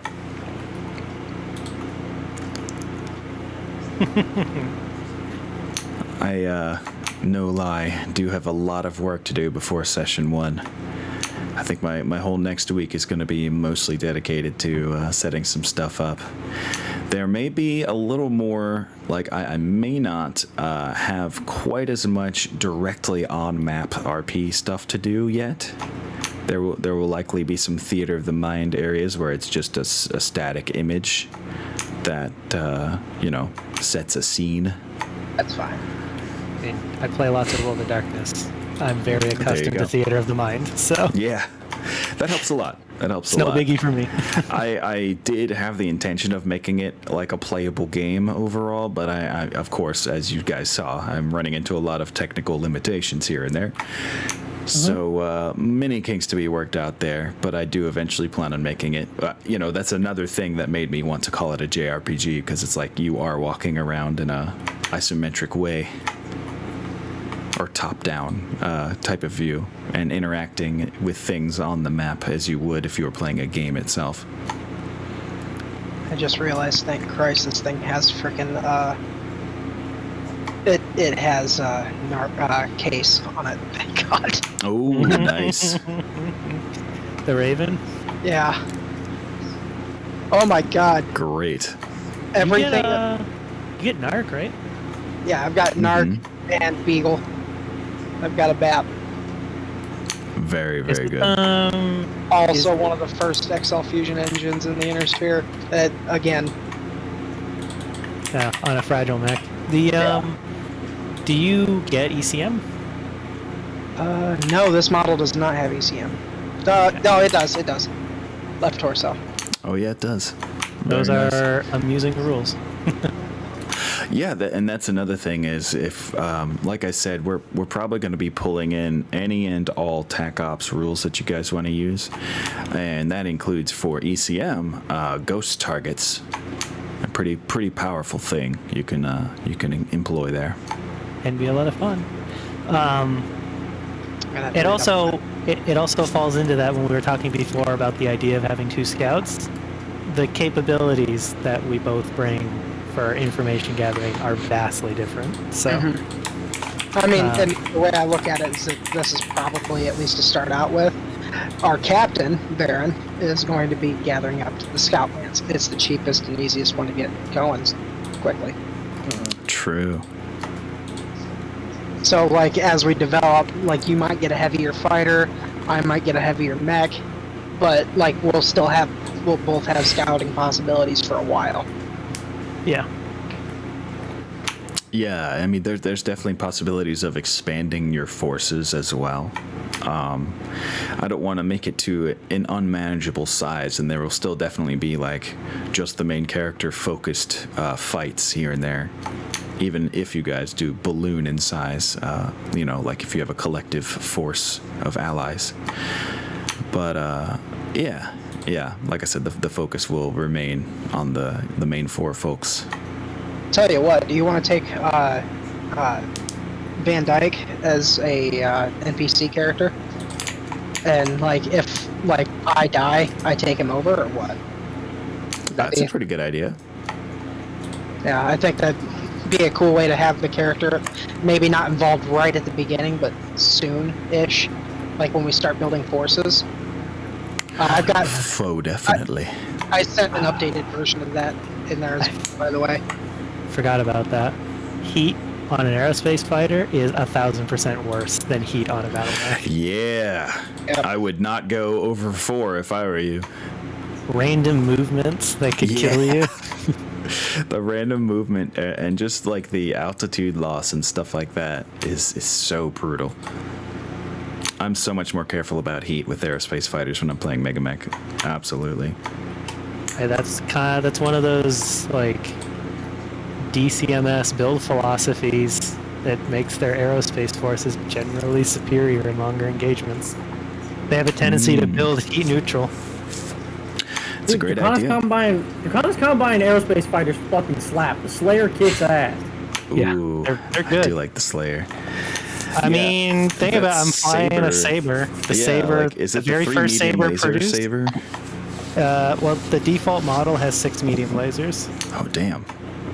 Which didn't know eventually I want to refit it to get them back, but this is what I had at the time, and then as we There's progress, I'll replace the lasers. I forget which it is, but there is some version. Maybe it's not the Saber, but there's some aerospace fighter I'm thinking about that just has 3 medium lasers, so it only ever goes to 9 out of 10 heat, which means it could take 1 engine hit and still not take any random movement. Pretty neat.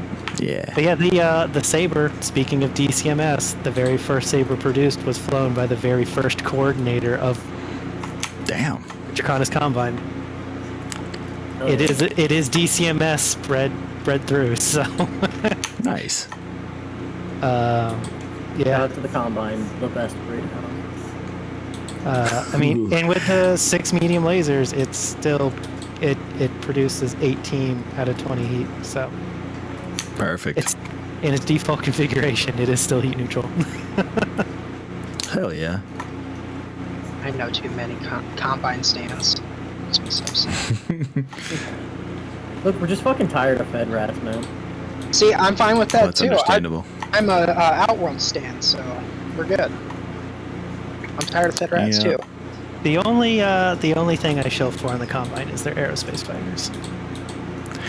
I like parts they're of great. Combine story and culture, but I like their light mags. and yeah, I like a lot of their hardware actually. Dragon's trash, but that's I mean, there's good mechs in every house, I right? don't Like know, the I mean- Capellans get AC-20 Irbies, so Yeah. there's love to be had everywhere. Very guess true. It's good to be the Fed Felons rats. also I get guess. TSM. So do the Fed rats. Yeah. Oh, true. Yeah. Like, Felons get it NAIS. first, though. Well, I mean, the They Capellans tech- ended up getting the wrong kind of TSM. Yeah. They got the prank version. They totally got pranked, bro. They got. Yeah. Rip. Still, yeah. One would assume that they also engineered out those problems shortly after. Shout out to the Pelons for actually making ECM come back. True. Yeah. I do like a And lot of stealth armor. Capellan mechs. Come to think of it, a lot of mechs that most people don't like the Cataphract. Cataphract's And, weird. It's built like a barn door. There's one that I'm Just- trying to think of. I think it's called like the Seed Sang or something like that. I'm gonna try and find that. I'm plugging Teeth numbers onto my Song. character There it sheet is. to send you. Of course, none of them are invented yet when we're playing, but yeah, the Teeth Song is really cool. It's I've a got all triple my strength skills. Mimir hatchet mech. That's an energy boat Isn't the with tag. latest invented mech would be the Cataphract, right? Am I wrong? I'm just checking right now. I guess really the most recently invented would be the Raven. Hatchet Man. No, that's 3028. I thought the Hatchet Man was a Lyran thing. Well, I'm just talking about in general. Like, Oh, in general, yeah. As like a whole new chassis, yeah, probably. I think you're right. yeah, let's see. What's Because there's a version from 3039 of the Cataphract, but oh no, that's a custom. Never mind. 3025. Yeah. Hatchet Man. 3023. Okay. Oh, maybe not. 3048 for the base Model 3L. Oh damn. For the 1X, it was 3024. Oh right. Okay, so for the first production model. Yeah, that shit is brand spanking new. Very Yep. cool. That's why the Mascarovs did that. Yeah. You're just like, holy shit. This is one of our first Raven pilots, and he just ran off with it. Ooh yeah. Consequences abound.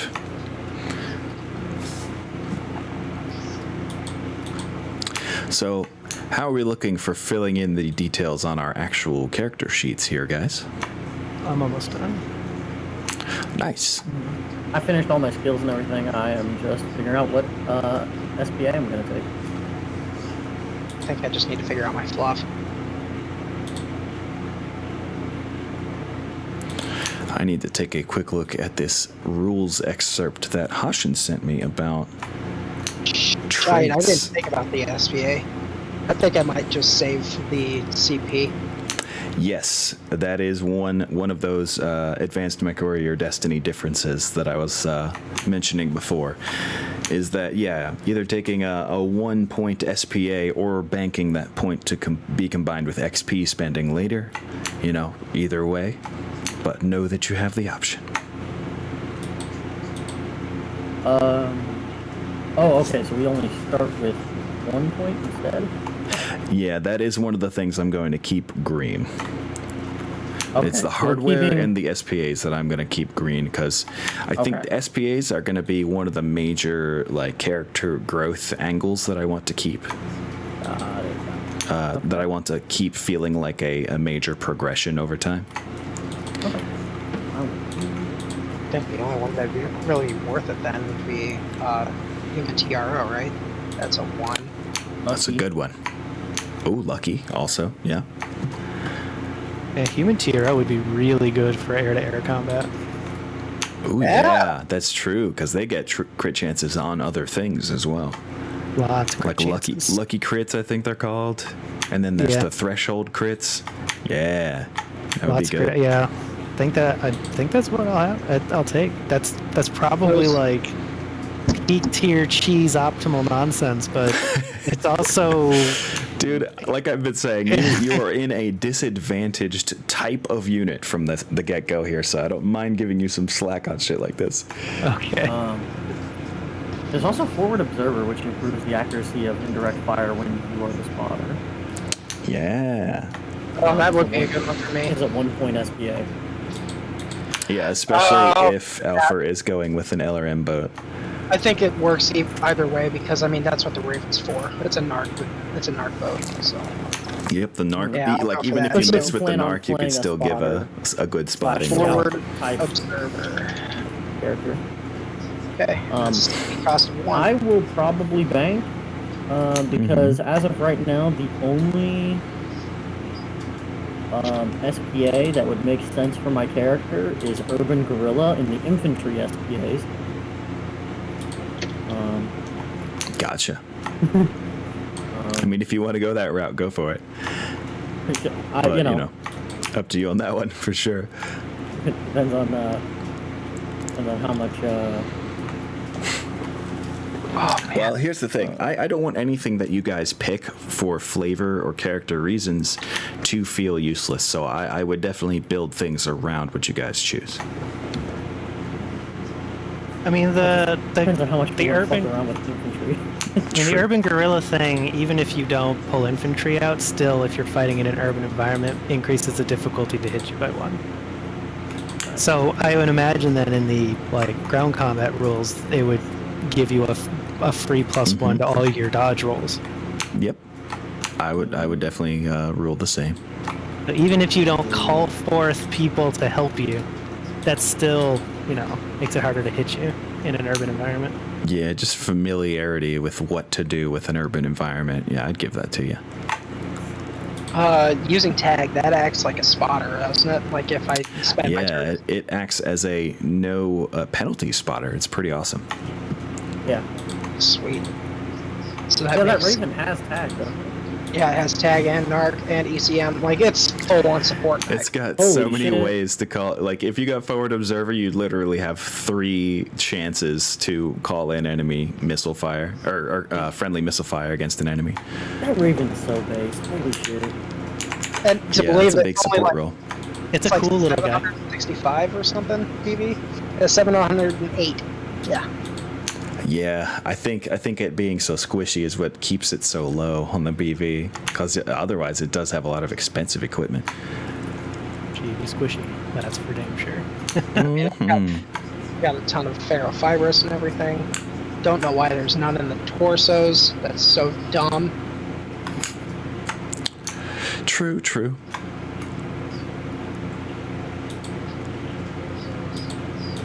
I guess they did what they could to make the crits fit. Although, I Okay. mean, ferrofibrous, like all those are counted as rerolls anyway, so it's not crit padding anyway. Okay, so here's another question for you. Okay. What are we going to be doing about campaign availability?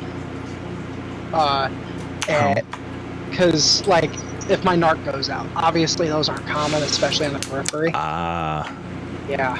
So I had a thought to make roles for availability, much like MechHQ does, which is an extension, I believe, of Campaign ops. campaign ops rules. Yes, either campaign ops or they might actually pull from because like the MechHQ against the bot rule set is a combination of the older field manual mercenaries and campaign ops. So it's in one of those two books. But yes, exactly. I would do roles like that.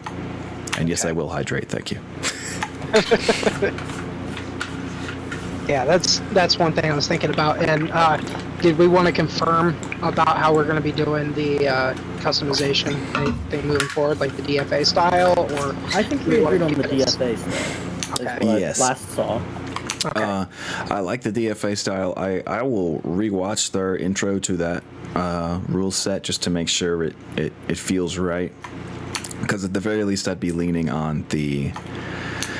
I forget which book it's from, but it's a similar system to what's already in one of the books in terms of whether it's a field refit, a maintenance refit, or a factory refit. I think Gotcha. there might be 4 levels. There might be one I'm forgetting. Yeah, and we were talking about field refits and modification guide.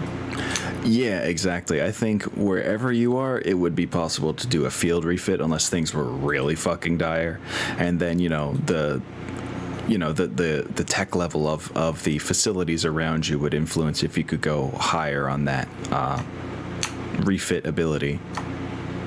Of course, it would also incur some time at that point, though. Because, just be glad I'm not going to use MechHQ rules for the time cost. Because those are fucking ridiculous. I gutted and like worked on a king crab that had almost new everything. And I did the math and it's like, oh, this will take 26 days. Okay. I guess we're just not doing anything for a month with him. Mm-hmm. Stuff like that. Yeah, so I will come down a little easier on the actual time cost, but there still would be for deeper modifications. The other one, that the other custom rule we're going to talk about is AMS. I looked around.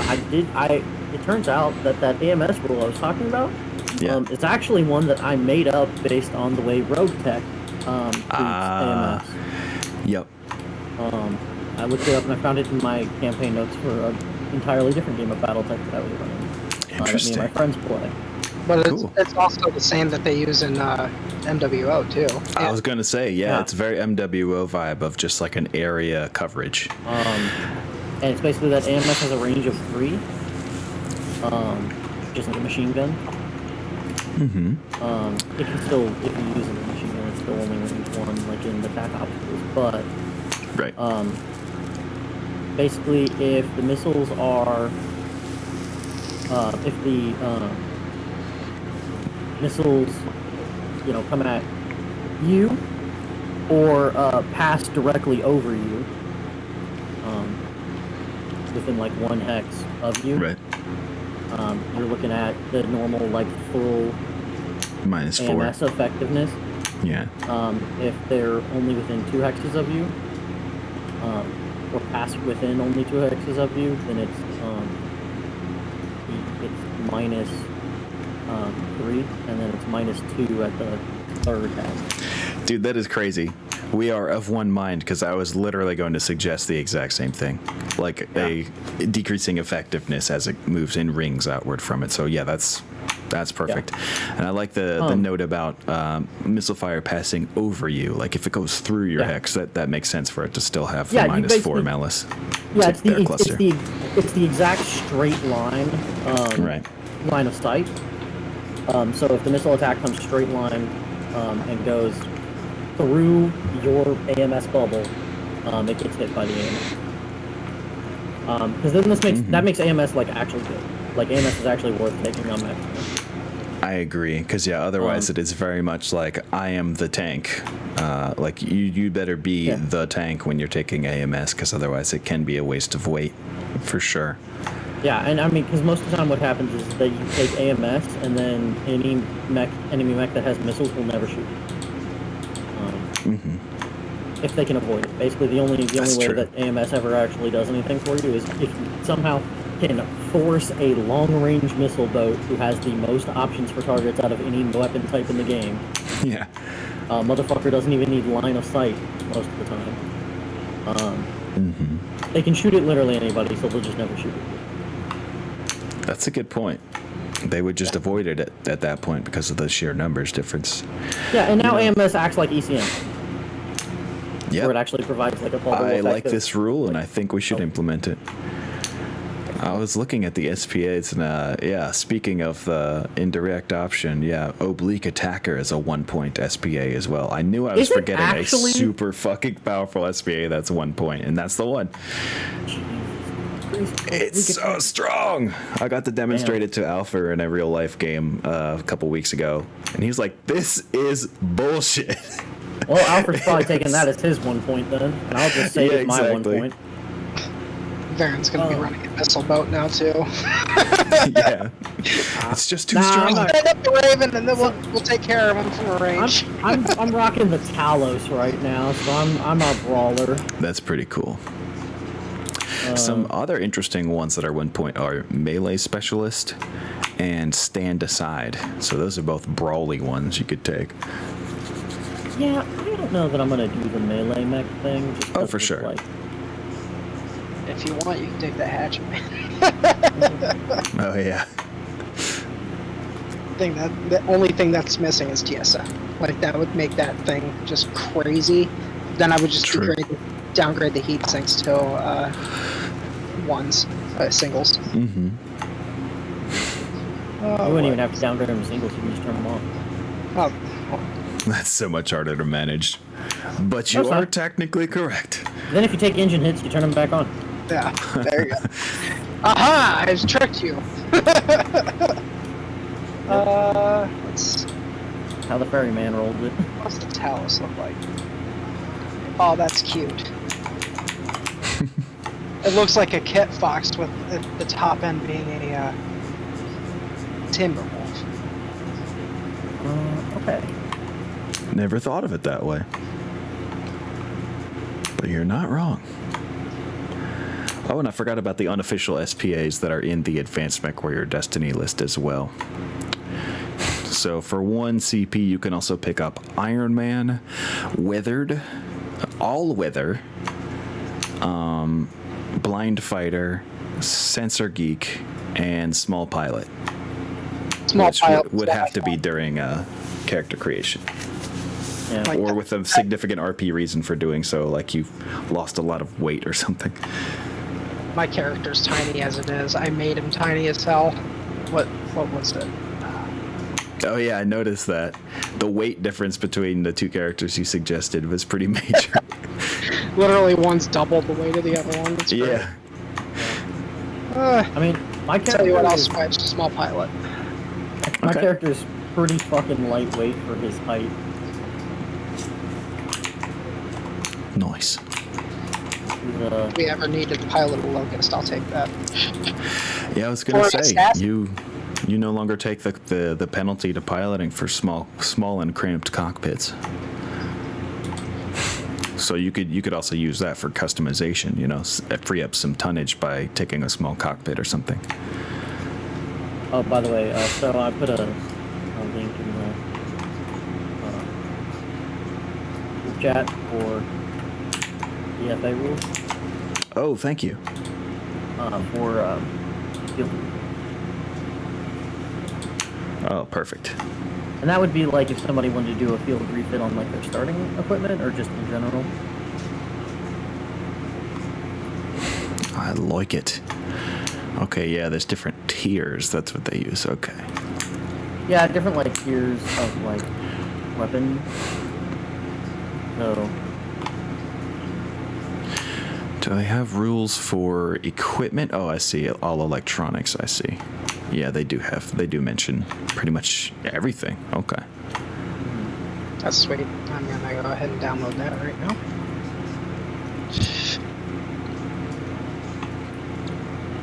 Oh, and they have examples. I thrive off of examples. This assassin upgrade that they're showing. That's perfect. I'll have to read through that soon. Now, armor type can be changed. Internal structure cannot. Oh Stuff yeah, like that. internal structure is definitely a factory refit. You'd have to bring that to an actual factory world, I would think. Yeah. Ship of Theseus, that thing. Yeah. Is this my baby? Is it still my mech? Jump Yeah, jets we can could be get deep about added. that. Jump jets can be removed, but not added. Yeah, I saw another one. Oh yeah, targeting computers are the same way. Yeah. Not that those exist yet. I thought they did. You're Do an they? asshole planner.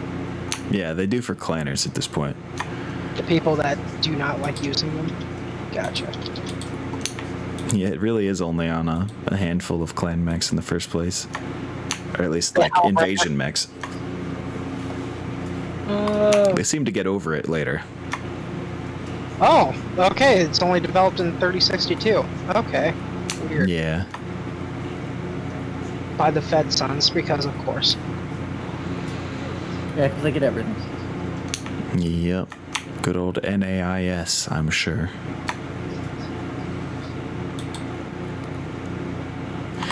Yeah, these rules are pretty extensive for the refits. I figure, yeah, just the way that it's, the whole thing is phrased as field refits. These are probably the rules I would use for anything that you want to do, just, whatever planet you're on. Because I figure you guys will at least keep some basic ability to make some changes, like whatever dropship brought you to where you are, that kind of thing. Like there will always be a place to make some basic changes. But anything up from there, then we start using the cam ops, like, is this a maintenance refit or a factory level refit? Okay, I'm trying to figure this out. Like, so say I can't get a narc. What would it be to switch to a SRM6? Is that just a tier 2 then? Because So there's the same narc? critical size, same. So a narc is how many critical spots? 2. 3 tons 2. It's the same size of the SRM6. Aha. Okay, so it's the same weight. Then yeah, you could upgrade. You could just replace a narc with a narc launcher with an SRM6 because they're both. Are we counting a narc launcher as a missile weapon? Right. Yeah. I would. Just because I think. Let's see what. That's the only thing I'm really worried about because that's gonna be like, oh, that's gone. All right, we're by the hegemony. Like this is gonna happen. Yeah, hold on. Let me see. That's fair. That's fair. And like I said, we could still make like acquisition rolls to see if you get lucky, but yeah, the odds would be very against you for something like that.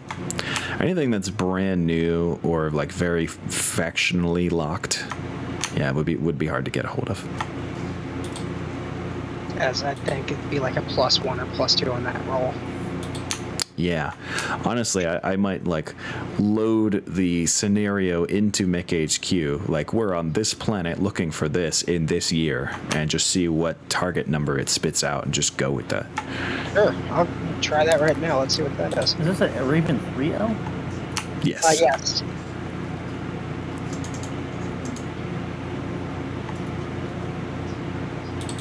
I am gonna load that up and check it out as well. I'm on. Let's see. 3048. I'll just put it in January because.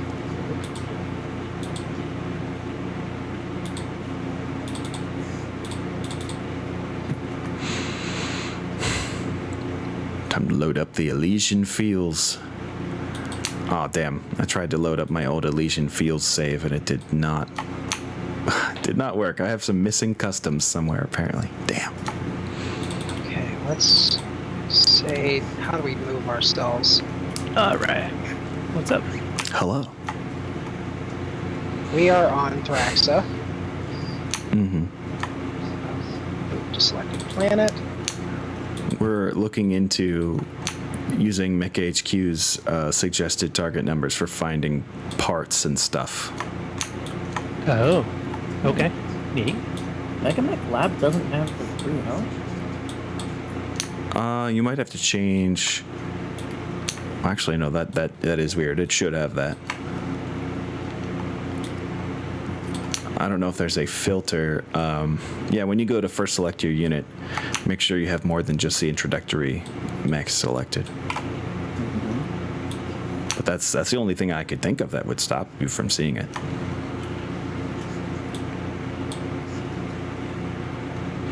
Maybe you might have to load one in and then change whatever the current year is and then try again. But I don't think you limit by current year. I think the parts are limited by the invention year that you type in, but that's it. It says target possible. What, for Thraxa. finding a narc while on Thraxa? Yeah, and 3048. Oh, it's on 3047. What? Yeah, I can only find a Raven 5L. Raven X3. Are you looking on Mega Mech? I'm Mech looking Lab. on Mega Mech Lab. It was under the non-introductory, the second option.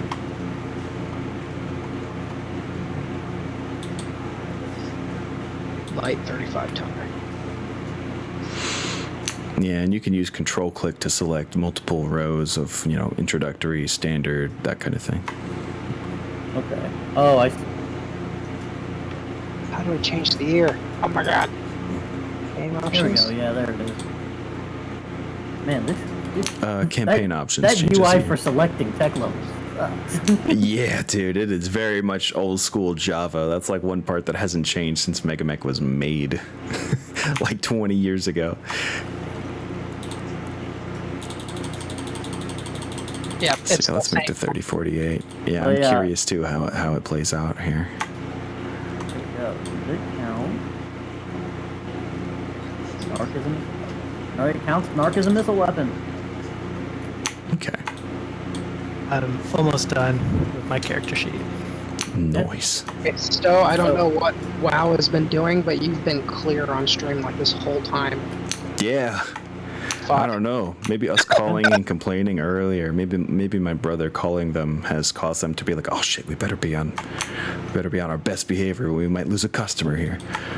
Yeah, that's not gonna happen. They'd rather just be low as possible. Yeah. It is definitely lowest possible effort for these guys so far. Yeah, based on what I'm seeing here for you, Paimon, if you lost the Narc and had to replace it with the field refit rules, you could throw an SRM6 on the thing, no problem. Yeah, that'd be just a straight swap. Yeah, Yeah, that only- fits it within the field refit rules we're using. Easy. Yeah, the only thing I'm looking at now is if I was able to replace it with an arc. Okay, so when I'm on Thraxa and not using the planet-based acquisition system, which would probably make it impossible, I have a target number of 7+ for finding a narc launcher. Okay, that might be why I'm using the. Yeah, planet acquisition is definitely more. Let's try that. Hold on, But then again, that it's could on be it. everything. It's on Thraxa. Like That's strange. You might have another option under supplies and acquisition tab in campaign options that might be preventing you from seeing it then. Or if you're... Oh wait, did you just literally start a new game to try it? Yeah. Oh, okay, then I'm not sure. I was going to say, if you're on a contract, I know that shits on your ability to acquire things. But no, in that case, I'm not sure. Random question. What would we put for XP? Or not XP, what would we put for rank? Ooh. I left that open just for us to figure out in the Yeah. in-game. Okay. I would say, you mean on your character sheet? Yeah. If you carry in a rank from whatever organization you might be part of, I feel like that's what you would put there. But otherwise, yeah, I would say leave it blank. I'll find out what it is for the Capellan Confederation then. base level. He's a little better because he's a house warrior. But, yeah, it's even saying like a medium laser is impossible for me to acquire. Yeah, there's got to be something else going on there. Because, yeah, even with planet-based acquisition, I'm seeing a 7+ needed for finding a narc. So, yeah, you would definitely have to either invest... damn, I'm not even sure what skill I'd use for that.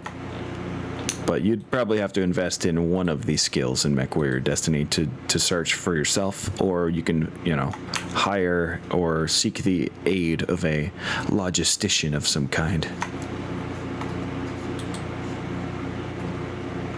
So secondary skills, I guess initiative bonus for tabletop combat. Okay, I gotta go. I've gotta go, guys. I'm sorry. I will see you later. Later, dude. Okay, Dick, bro. We shall be in touch. But yeah, the other question I had was using skills for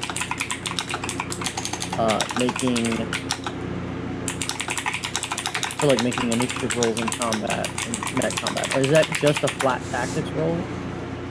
Or are we, Wait, I'm sorry. Can you say that again? I was responding in chat.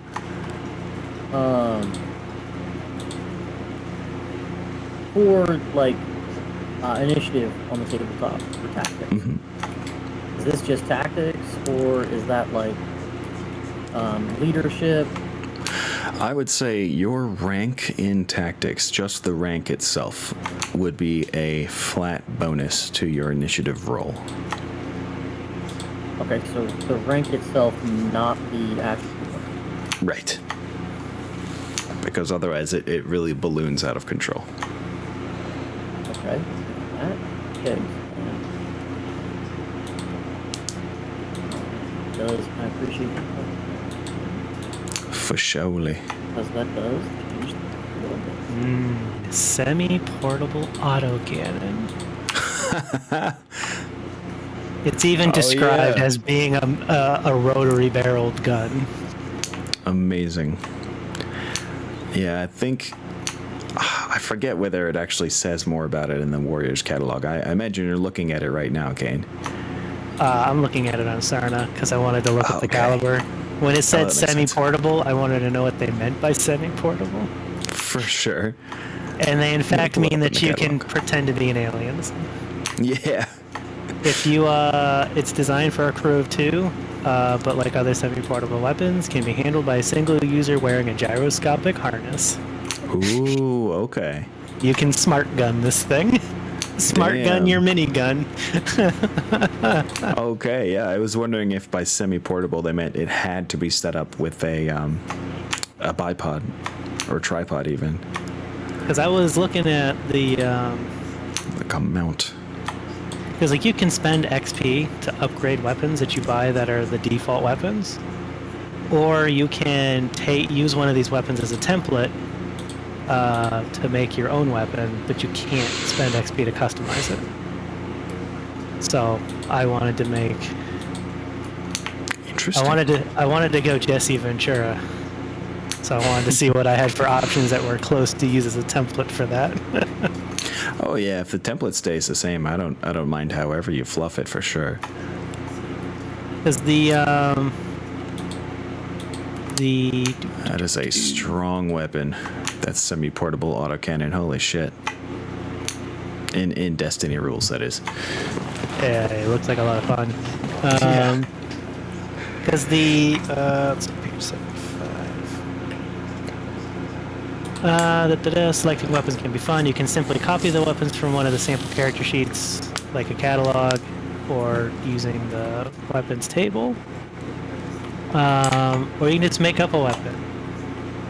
Come up with something cooler, military pirate sounding, such as a grenade arrow. Or a double-bladed katana. Beautiful. To determine the stats of a newly created weapon, find a comparable weapon and use the damage value and range brackets of the existing weapon.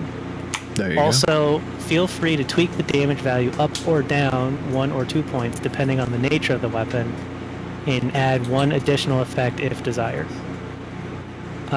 Given that the template removes any of the effects, I would definitely want to add the hit multiple targets thing.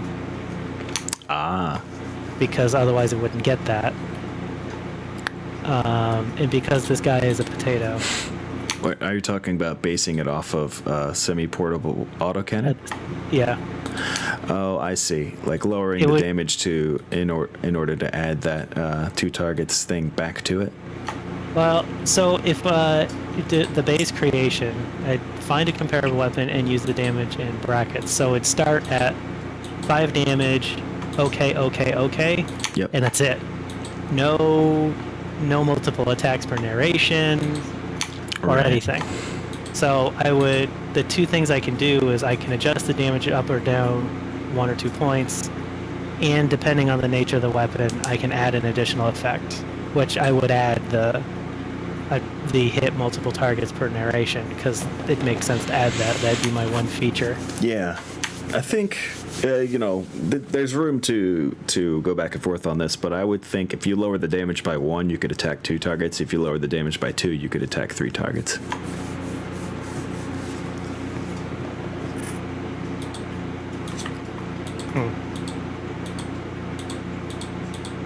Because lowering it by 1 basically turns it into the machine gun's stats at that point. Right. Just and cooler looking. So I would template the autocannon and just have an autocannon that's not an autocannon. Yeah. Maybe more like the, I mean, an even more portable version, sort of like the ones you'd find on Battle Armor later on. I mean, the thing that's interesting about the custom rules here is it makes it so you can never spend XP to improve weapons on the weapon, which those would allow us to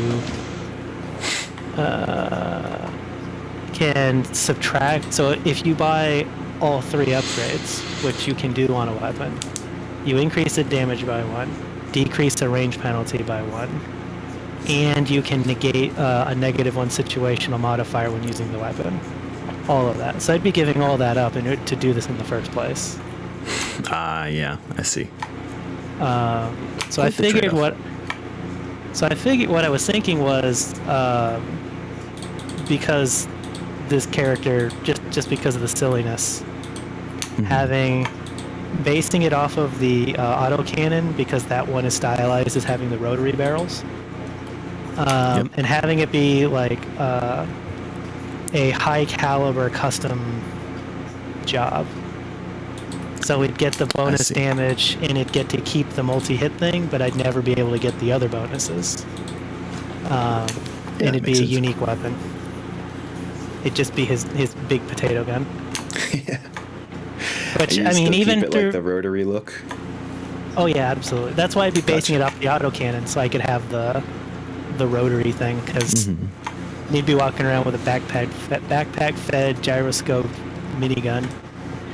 Which again, for narrative reasons, like if we're wandering around somewhere, it's not like he can, pull that out off his hip or off a sling and use it. Nope. So it's, it'd be cool. It probably won't get a whole lot of use, but if we know we're going to use it, then it'd be really neat. Yeah, that's true. Because we get 2 weapons, I figured his other weapon would be what he would consider to be just his rifle, and that would just be the regular machine gun. Oh God. Because that one he can just stick on a sling, because he's, that's his little gun. Oh my God. No rockets or anything. I don't want to get into the rockets. At that point, they would have the same stats, though, right? No, the autocannon would be bigger. It's just for narrative reasons, the autocannon's not something you can just cart around all the time. You'd have the backpack, the gyroscope, the big gun. Okay. Like, that thing is something he's only going to use when we're intentionally prepared to go into personal combat, which we probably shouldn't do very often because we're pilots. So you're saying you do want to keep the default stats of it, then? So it would be at 5 damage for the autocannon? I was going to give up the ability to upgrade the autocannon and make it boost the damage by 1 and let it hit multiple targets. Oh. Where are these customization rules? I feel like I should know this. It's And yet I can't. It's page 75. It's the select weapons and character creation. Oh, okay. I was trying to look in the catalog itself. That makes sense. Yeah, so to go to page 75, and it's the rules for the weapons. So I must admit that is a part I am not at all familiar with. I remember reading over that a long time ago, but it has been a hot minute. Okay. So these right here, those are the upgrades you can purchase if you use a default weapon.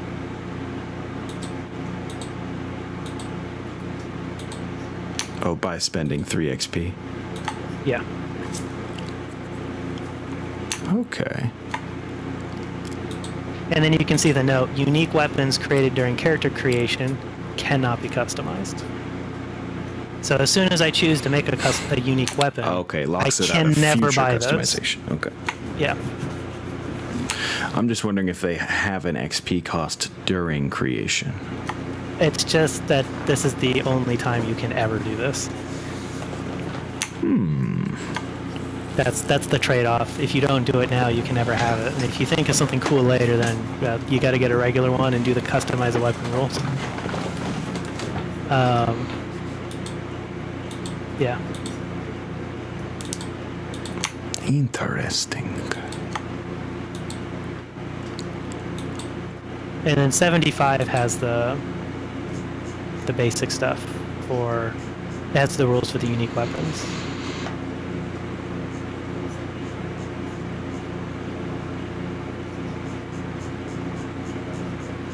Let's take a look-see.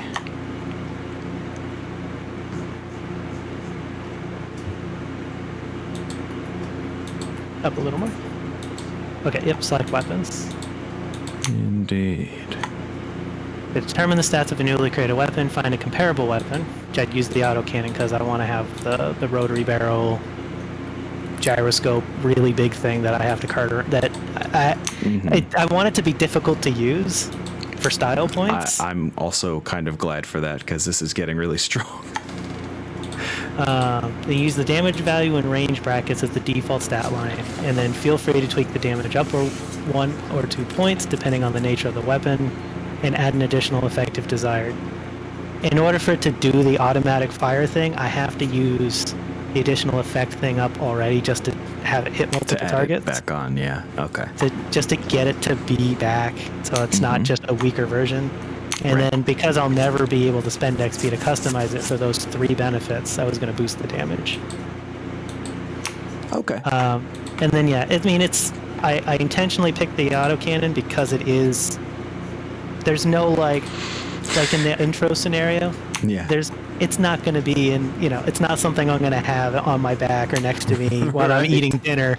We get ambushed and So I'm like, true. don't worry guys. Like that'd be a challenge to go get it. The only time we'd really be able to use it is if we set out with intention to use it. There's no like. Right. There's probably no way we could go to a meeting somewhere with my backpack of belted ammo and for role play stuff it's going to be very difficult to use, but if we get to a situation where we know we're going to use it, then it'll be cool and very intentional in its use. Okay. I'm fine with this because I was starting to get worried about just like, oh yeah, I can just always do this damage. But yeah, that's true. If it is RP'd as a thing that is hard, it's unwieldy as hell, then that's perfect. That's why I picked the I'm down with this. autocannon. I wanted it to be unwieldy. Okay. And I wanted it to be very situational. So it also means that I it's like never going to be able to do like the -1 to situational bonuses or whatever or anything like that. So just getting a default one and doing the base customizing would be a more accurate weapon. So this thing is already just going to be spraying bullets everywhere without being able to get the old accuracy spray benefits and of the regular pray. one. Yeah. Nice. Which I think is also thematic because he's probably just going to yell and just spray across the room, like suppressing true. fire. Yeah. In line with the gunnery, the not super great gunnery training, that also makes sense. Yeah. It's a bit of a different kind of gunnery, but still, thematically, just makes sense.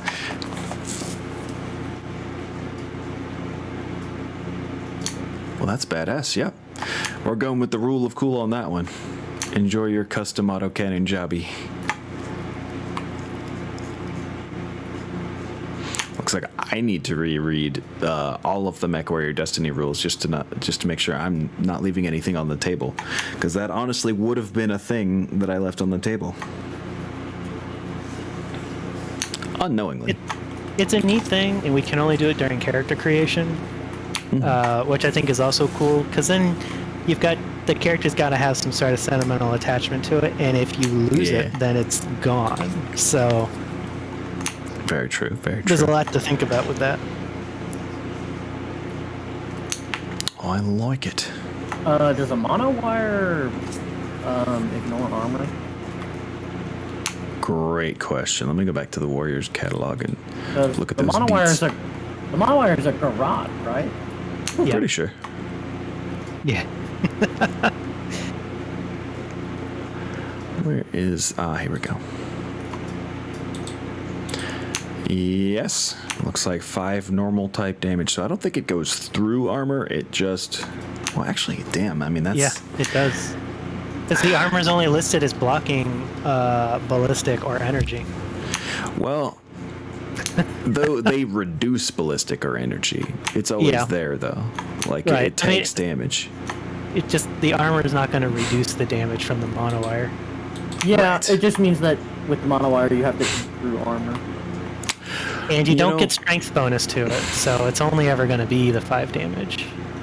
Yeah, I'd actually say in the case of the monowire, I see that it already has a -2 for close-up attacks. How do we want to fluff this? I was going to say, like, you could have it just be a regular attack against armor at that difficulty. Maybe make it a -4 if you want to go straight for the throat and get an instant kill or something. And melee Or some kind of skill test at that point. Like melee a weapons use reflex. strength. Yeah. Damn, I mean, that's another one that you would almost want to base directly off reflex instead, too. Hey, more stuff for me to add to Advanced MechWarrior Destiny.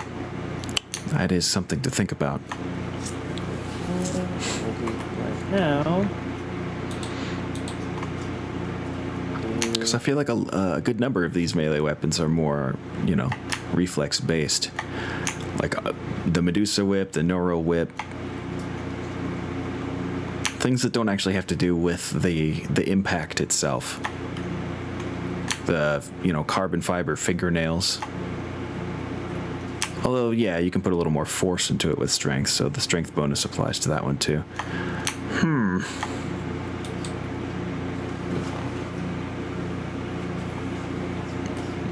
I mean, it kind of makes sense gotcha. how they've tried to simplify the rule set that strength is your melee skill. Oh, yeah, for sure. And then having the base damage be 5 on the monowire makes it so that lower strength characters are going to do good damage with it just by putting ranks into melee combat. That's true. Yeah, the fact that it's already not based on a strength bonus. Yeah, that's a good point. I mean, So you put the might ranks define in, as you'll it have is. the accuracy, and you don't care about the bonus damage because you don't care about the bonus damage. yeah. It's already pretty sweet. Oh, I'm doing it. And the Cool. monowire, objectively, will do more damage to somebody than the machine gun will. Monowire looks dope. Yeah. Yeah. You got the accuracy penalty, and you have to stand next to them. Well, I figure I'm a But fucking. it's cool. I'm a nasty pirate, dude. Like I've got a fucking. Yeah. I've got a garrote and a pistol. Like, Yeah. I guess you're used to bloody up-close work. yeah. I mean, honestly, I almost took the. Yeah, I just went with the auto pistol just because I figure out whatever like periphery, one-handed gun he's got. Wherever the hell he's at. I do find it weird that like MechWarrior Destiny's just like, yeah, have energy weapons when BattleTech in fiction is like, what the fuck, handheld energy weapons? I mean, Yeah, roleplay reasons. It's very gonna rare, for sure.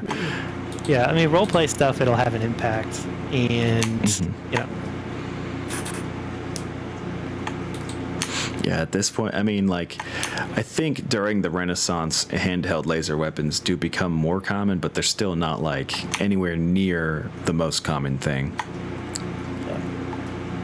You know, even at this point, needlers are more common than, you know, well, not more common than ballistics. Ballistics are absolutely going to always be the most common, but then needlers and then energy.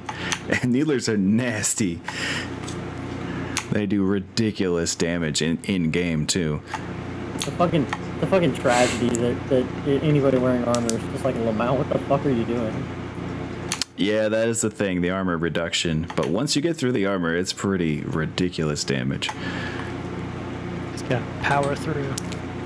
Mm-hmm. And that's another thing where setting up attack order might be a good thing. Like a reason to actually use the plot point that rearranges initiative order. Yep. Yeah. I'm trying to look for the example. To be honest, if I went with combat sense as my like positive trait, I probably would go with something like the Needler. Yeah. But without that, I'm just going with auto pistol in my fucking Barat.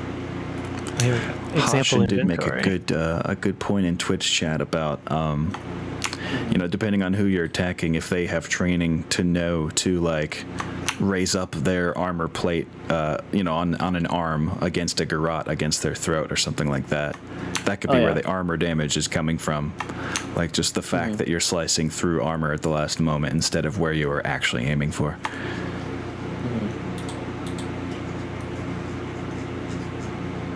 How many pieces is it?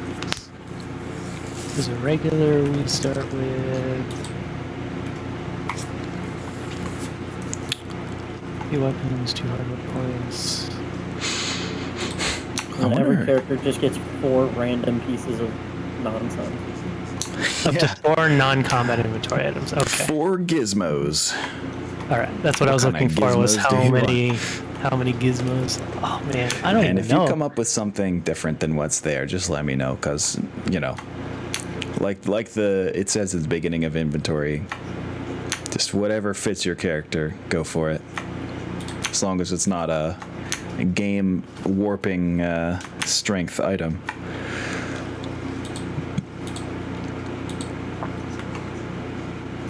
Although it's harder to be more game warping than a neuro helmet codebreaker, which is in the default list.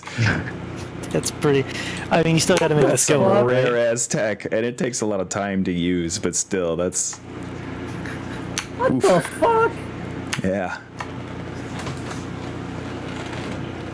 Even in the Renaissance, that's asking a lot.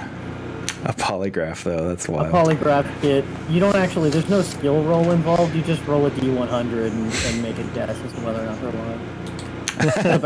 It's about as effective. Just flip a coin.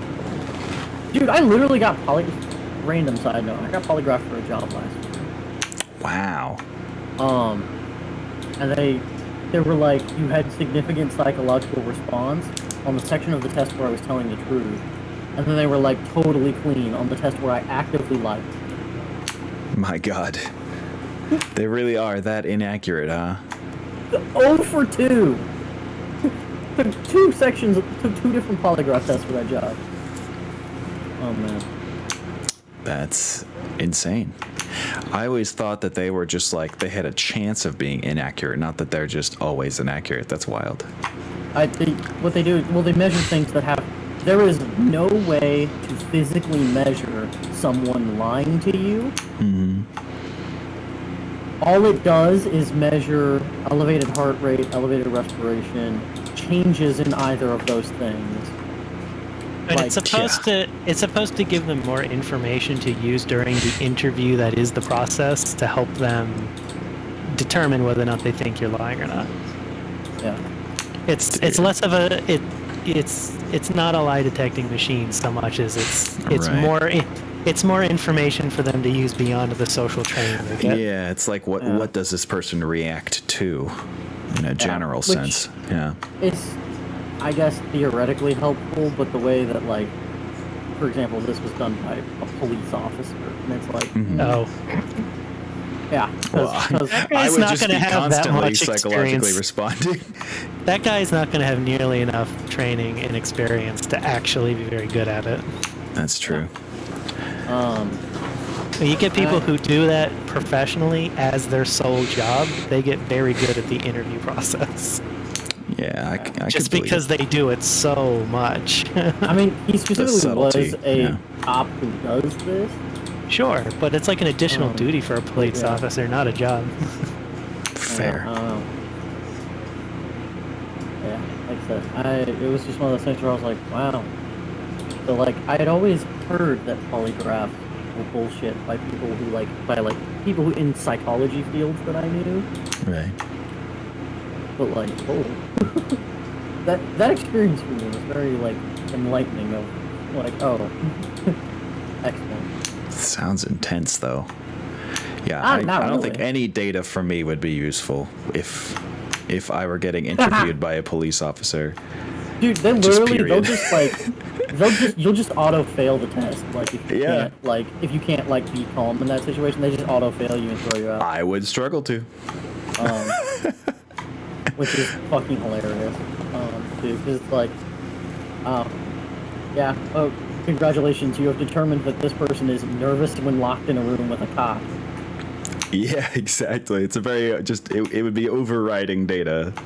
You have now met every person in America who is a minority and roughly 1/5 of white people also. Yeah. The guy named StowGnar seems a little nervous around cops. I wonder. Lamau. Let's look at some of these pre-made characters for some ideas. What random widgets Purple do you gorilla. guys have? Not feeling particularly inspired by the list they've got. Right. Huh? Yeah, I feel Personal like communicator, a social media drone, a personal stash of illicit drugs, nice. autographed photo prints. Yeah, make it more personal for sure. Most of these like tools in the default inventory are like things that could be used mechanically, but you know. Lucky dice. Hardcover RPG book collection. Hell yeah. Go meta Let's- with it. I'm just a guy playing a game. That is kind of what the spirit behind the mini games are going to be too. Like the two Mega Mech mini games I've come up with are both just supposed to be like games that are played in universe. One of them handheld and one of them like with little hollow tables. I know who I am. I'm a dude playing a dude disguised as a dude. An RPG playing dude. Yeah, see, and then this guy was like, when I pre-made this character, I wanted really useful stuff. A med kit, binoculars, winter clothing, and jerked meat. Yeah. Very survival oriented there. So what does this person have? Revealing clothes. Oh my. Okay, Majesty of Canopus. Okay. Advanced Physics Bypass Kit, encrypted long-range Could help with communicator, certain charisma tests for sure. disguise kit, Jolly Roger Hollow Banner, Oh. authentic bleached human skull, Okay. and Each their own. a spiked fiddle. Jeez. Are these from the example characters you're getting these? Yeah. Oh, wow. Nice. Okay. That one's boring. That's a lobby. God damn it, Hashin. That one's Hi. boring. That's a lobby. Well, I mean, the stuff is all generic, like acolyte robes, civilian communicator, toolkit, leather-bound copy of the Word of Blake. It's boring. It's lobby stuff. Oh, that is. It's not like a spiked fiddle, you know? Like, Yeah. Where's There the are lobby where levels it's here. like, oh yeah, fully cybernetic other half of my face. Yeah. They'd be the ones to have the neurohomic codebreaker, that's for sure. And then as soon as- as soon as we roll past the lobby, we get to portable VR game console, high quality holovid camera, Yes. chemistry field kit. Hail yeah. Also a picture with a kilt. Okay. Here we go. Tooth from a massive predator. Okay, that's pretty flavorful. Maybe some kind of megafauna somewhere. Oh, yeah, this guy's an Eridani MechWarrior. Ah. Personal comp, formal dress uniform, tooth from massive predator, portable jamming device.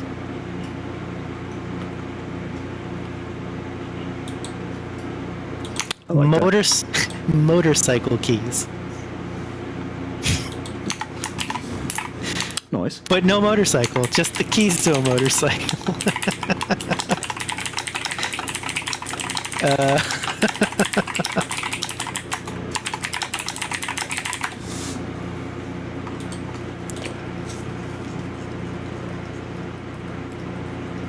Star League era neural helmet. Oh. Oh well.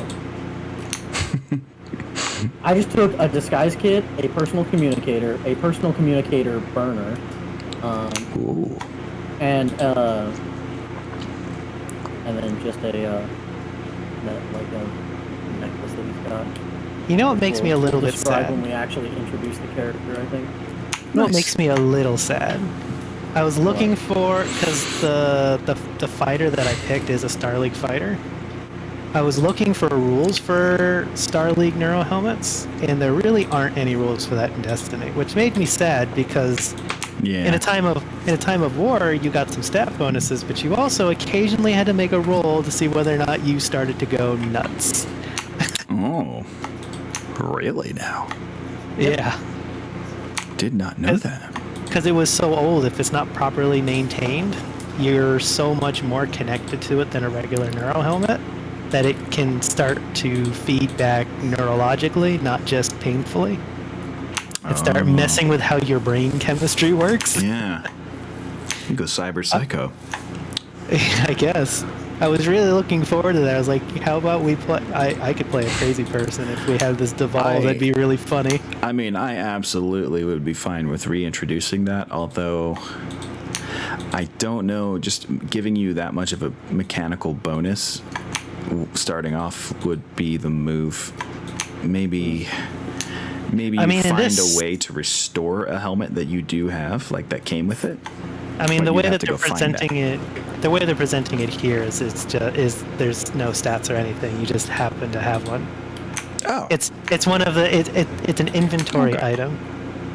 So, like it has about as much mechanical benefit as a Calhoun's uniform. yeah. As long as that's the case, and there aren't any actual bonuses, even in the time of war, then yeah, we mean, can there's- just go full fluff. I mean, there's bonuses in a time of war, but there's lots and lots of stuff that no longer have stats in MechWarrior Destiny For sure. because it is a narrative game. So, Yeah. Most definitely. I think that a lot of these things would have their own like associated tests or bonuses they can provide situationally. But yeah, they don't go into what those things are. It would just definitely come up situationally. I think I want to take the Star League Era Neuro helmet because of how old the fighter is, and then you can make of it as you will. I have no expectations. Okay, I'll have to think about that. But that's Start fine. Start with one plot point. Actually, plot points, I believe you start with 3 no matter what at the Oh. beginning of every session. And you get And they if you- refresh every session. and if you don't spend them, you can exchange them at the end of the session for some extra XPs. That's right. So while they're super useful and can save your character, I'm going to try really hard to use them for emergencies, which is basically what they're intended for anyways. Right. Yeah, that I'm sure will be a very highly individual decision because it makes a difference between whether you want to be a badass now or a badass later. Oh my god. Looking at more random shit. Tattooing kit. Oh.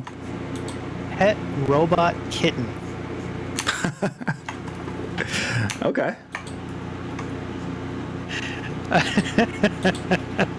It's like a little more advanced version of the robotic pets they have these days. Yeah. Oh yeah. Everything Furby was supposed to be. Yeah, exactly. A bottle of whiskey. Okay. A Marauder pilot with TDS. Good luck, buddy. It won't go marauding around too scarily through space, at least. This character's inventory includes a balaclava. Oh. Okay, it's getting up to no good somewhere. Propaganda pamphlets, a stash of contraband, a comm unit hacking tool. Ooh. Oh, this guy, he must have taken wealthy. He's got more inventory. And it's all random shit. Box of matches, expensive cigar, recorder, a deck of 4-card Drax cards, Ah, yeah. his mother's dog tags. Interesting. I like it. Field communicator, medical kit, binoculars, flashbang grenades. Okay. See, that sounds actually strong. Like, and usable in a mechanical sense. Yeah, I mean, it sounds like these are all intended to give you options, but there's nothing listed because, like, basically everything in the Destiny book, it puts it entirely on the DM to decide how much it does or doesn't help. Yes, exactly. And that's true. Some of them will just open up the ability to do something, period, and other things will add a situational bonus I'd have to figure out to a task you're already doing. Sunglasses with optical enhancements. Ooh. Handheld laser torch. Sounds useful. A note pewter. Also useful. That's the BattleTech way of saying just a tablet. Tablet, yeah. Boutique personal communicator. Fanciful.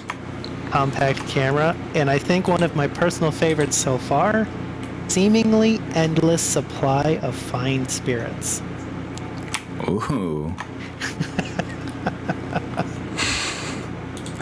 Hell yeah. Very fanciful. Demo kit, micro I recon can dig it. drones, holographic I do want to go disguise for. hood. I want to go for a good bit of canonicity, but I also don't mind just silly shit. You know, I'm not afraid of the silliness. Bring it on.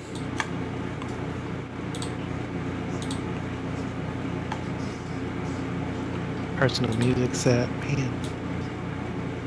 Where's the funny shit? Skimmer? I don't even know what that's supposed to be. Is that supposed to be like the hover skateboard? I'm not sure. A skimmer, you say? Yeah. Out of context, that is a little hard to know what they're talking about. Photograph of a long dead family member. Parentheses, not his own. Oh. Deep. Environment bubble temp. What? Or, here's another good one. Formal dress uniform with impressive medals. Hell yeah.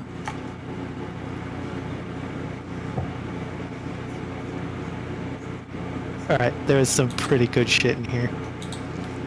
I feel much more inspired now. Yeah, I was gonna say, yeah. It sounds like you definitely have a better sense of flavor looking through all the example characters. Photo of a long dead family member, not his own. That's so fucking funny. I mean, I didn't read all the stuff elsewhere, but I did see for negative trait was dark secret, so... Yeah. Okay, yeah. That's something to work with there for sure. Maybe like a victim's family member, or... Yeah. Let's see. I do like the idea of having a robo pet in flashbang grenades. Hell yeah. There's a lot of good options now. Better yet, a robo pet needle. I feel like that might get vetoed. It just That's a bit meows, much. opens its mouth, and just a flash of light and noise. I don't know about that one yet. I'd make it take up 2 inventory slots, and I'd probably like say it's a one-time use. Like impossible to reload. Might even blow up its own head to do so, something like that.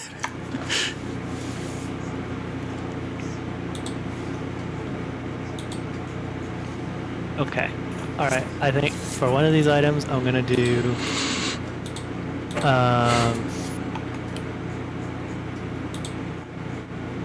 comprehensive aerial aerospace racing videos, or racing recordings. Ooh, okay.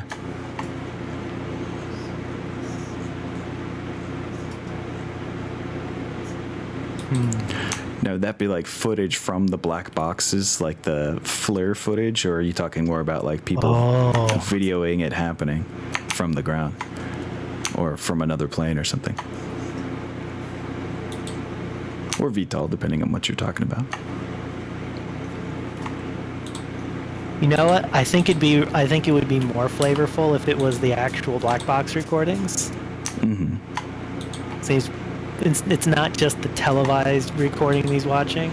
Like he's just got his hands on like, and this is what it looked like to do these things. Like he's studying these things. Yeah, it's got like the little data readout and everything. You put up the fucking side by side on a separate monitor of like this is the televised like thing on the ComNet. Yeah. Oh, I can imagine him nerding out. You're watching it, and he pulls up on the other screen, like, see right there, it shows in that turn there, that guy's a legend. He just pulled 9.1 Gs. You can see the data right here. Isn't he a legend? Insane. He literally wasn't conscious during this turn. Yeah, you could see that on the readout right here from the neuro helmet. Yeah. I could see him being super nerding out. Yeah, I like that a lot. And, you know, I realize, yeah, it probably will take a little time to narrow down super flavorful choices like the inventory, so it's okay if we don't end today with character sheets on my computer. I think mine is actually basically done without, except for typing out all the like Cues. all the history stuff. Yeah. And Qs. Qs I'm just using for extra skills because there's not enough skills. Okay, yeah. There's too many things that I like want to be generally good at. Yeah, cues are just to remind yourself of, you know, the kind of things your character would say or do. So, you know, if you already have a good idea of what direction you're going, then, yeah, use that space for whatever you want, man. We are 15 minutes from what should be my wrap time, because this time I am holding to a 3-hour session, hardcore. Yeah. But I also, yeah, the other reason I'm cutting it off is because I have to go play a playtest game of Mega Mech for AP's Mega Mech project quite soon. Yeah. Here, I'll post the PDF that I've got in the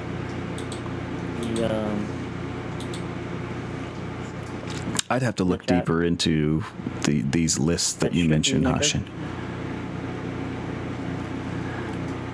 Hell yeah. pretty much everything. I do like the voting on new traits thing, Yeah, though. we've got Emmanuel Westbrook. Quite a lot. Of some note from the first one. Hell yeah. I think the last item we're going to go for, because he's kind of a physical character, is going to be hiking and climbing gear. I like it.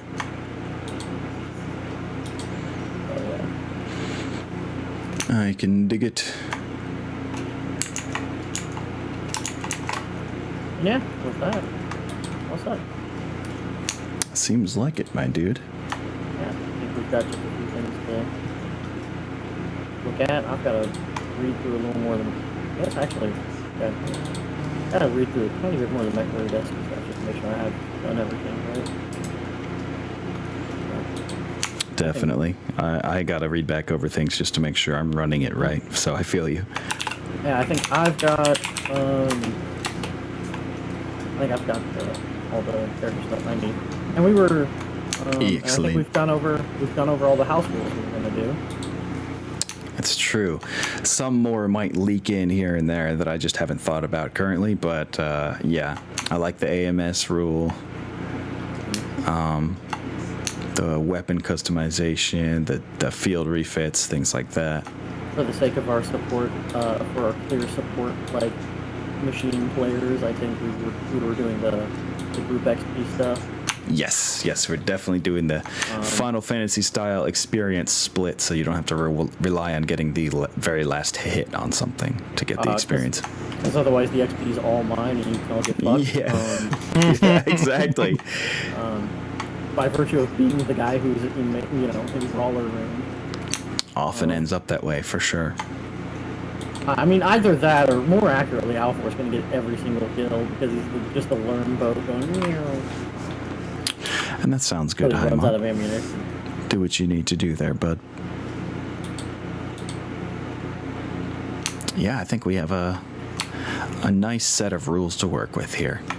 That's exactly how I wanted the session to go, is just to be on the same page on everything that we can get on the same page on as quickly as possible. I'm sure a couple things more will come up, and like I said, it's going to be a constantly evolving rule set. But at the same time, I am excited to come up with something that keeps the rule of cool going and allows us to have fun. That's the most important part. Good deal. So, with that, Yes. anything else you needed from me? I think that's it, man. I'm probably about to call the stream a wrap as well. It has been awesome getting on that same page with y'all, and I really look forward to the start of the game. Now, if everyone is good for next Monday, I hope to have a working ISP by then. And I hope Alpha has a working back by then. Nah, I mean, for real though, he does have a lot of back problems that flare up at the worst times. I can only imagine. Dude's in a lot of pain quite often, so I can't blame him. That's for damn sure. I just hope it works out for him. But alas, I'll make sure we get on the same page with him in the meantime as well. Whenever he is able to hold a conversation, I'll have the same conversation that we just had with him. Cool. All right. So yeah, guys, it's been awesome. And on that note, I think I shall be seeing y'all later. All right, later. Yeah. Peace out, friendos. All right, and there we have it, folks. I'd say we have damn near everything set up in terms of characters so far, and a good bit of story direction and mechanical balance decided, which I am quite a fan of. Trivia at start, question for extra plot point at start? No, I don't think so, Hashin. I already know how very powerful plot points are. I don't know about giving them more. Plus, that eventually gives me more, which could be used against them. I don't know if we're going to mess with that particular balance. Although, maybe the partial plot points. Maybe those. Maybe we can do a little tidbits for those, for sure. But yeah. Also, Hashin, yeah. I shall see you for the Athena thing for sure. Damn, got a lot going on. Project Athena, first move starting tomorrow. Then AP's other project is Mega Mech Project without a name currently, other than Eden's Exiles. That's the name of the Merc company we are representing. Hey, nothing wrong with spitballing ideas there, Hashin. Nothing wrong with that at all. But yeah. I would say that we are entering a time of much BattleTech on many spheres, and I'm pretty happy about it. I'm quite excited for all the projects I'm a part of, especially since Unearthed. So I've got a lot of research to do, a lot of prep to do, especially when it comes to giving my players a place to roleplay in and making sure there's a lot of tie-ins for NPCs and stuff. So yeah, I've got some brainstorming to do. But it'll be one of those things where it's a labor of love. It won't feel so laborious. On that note, I believe we're going to call it a day here, folks. So yeah, I wish you all much peace and much love.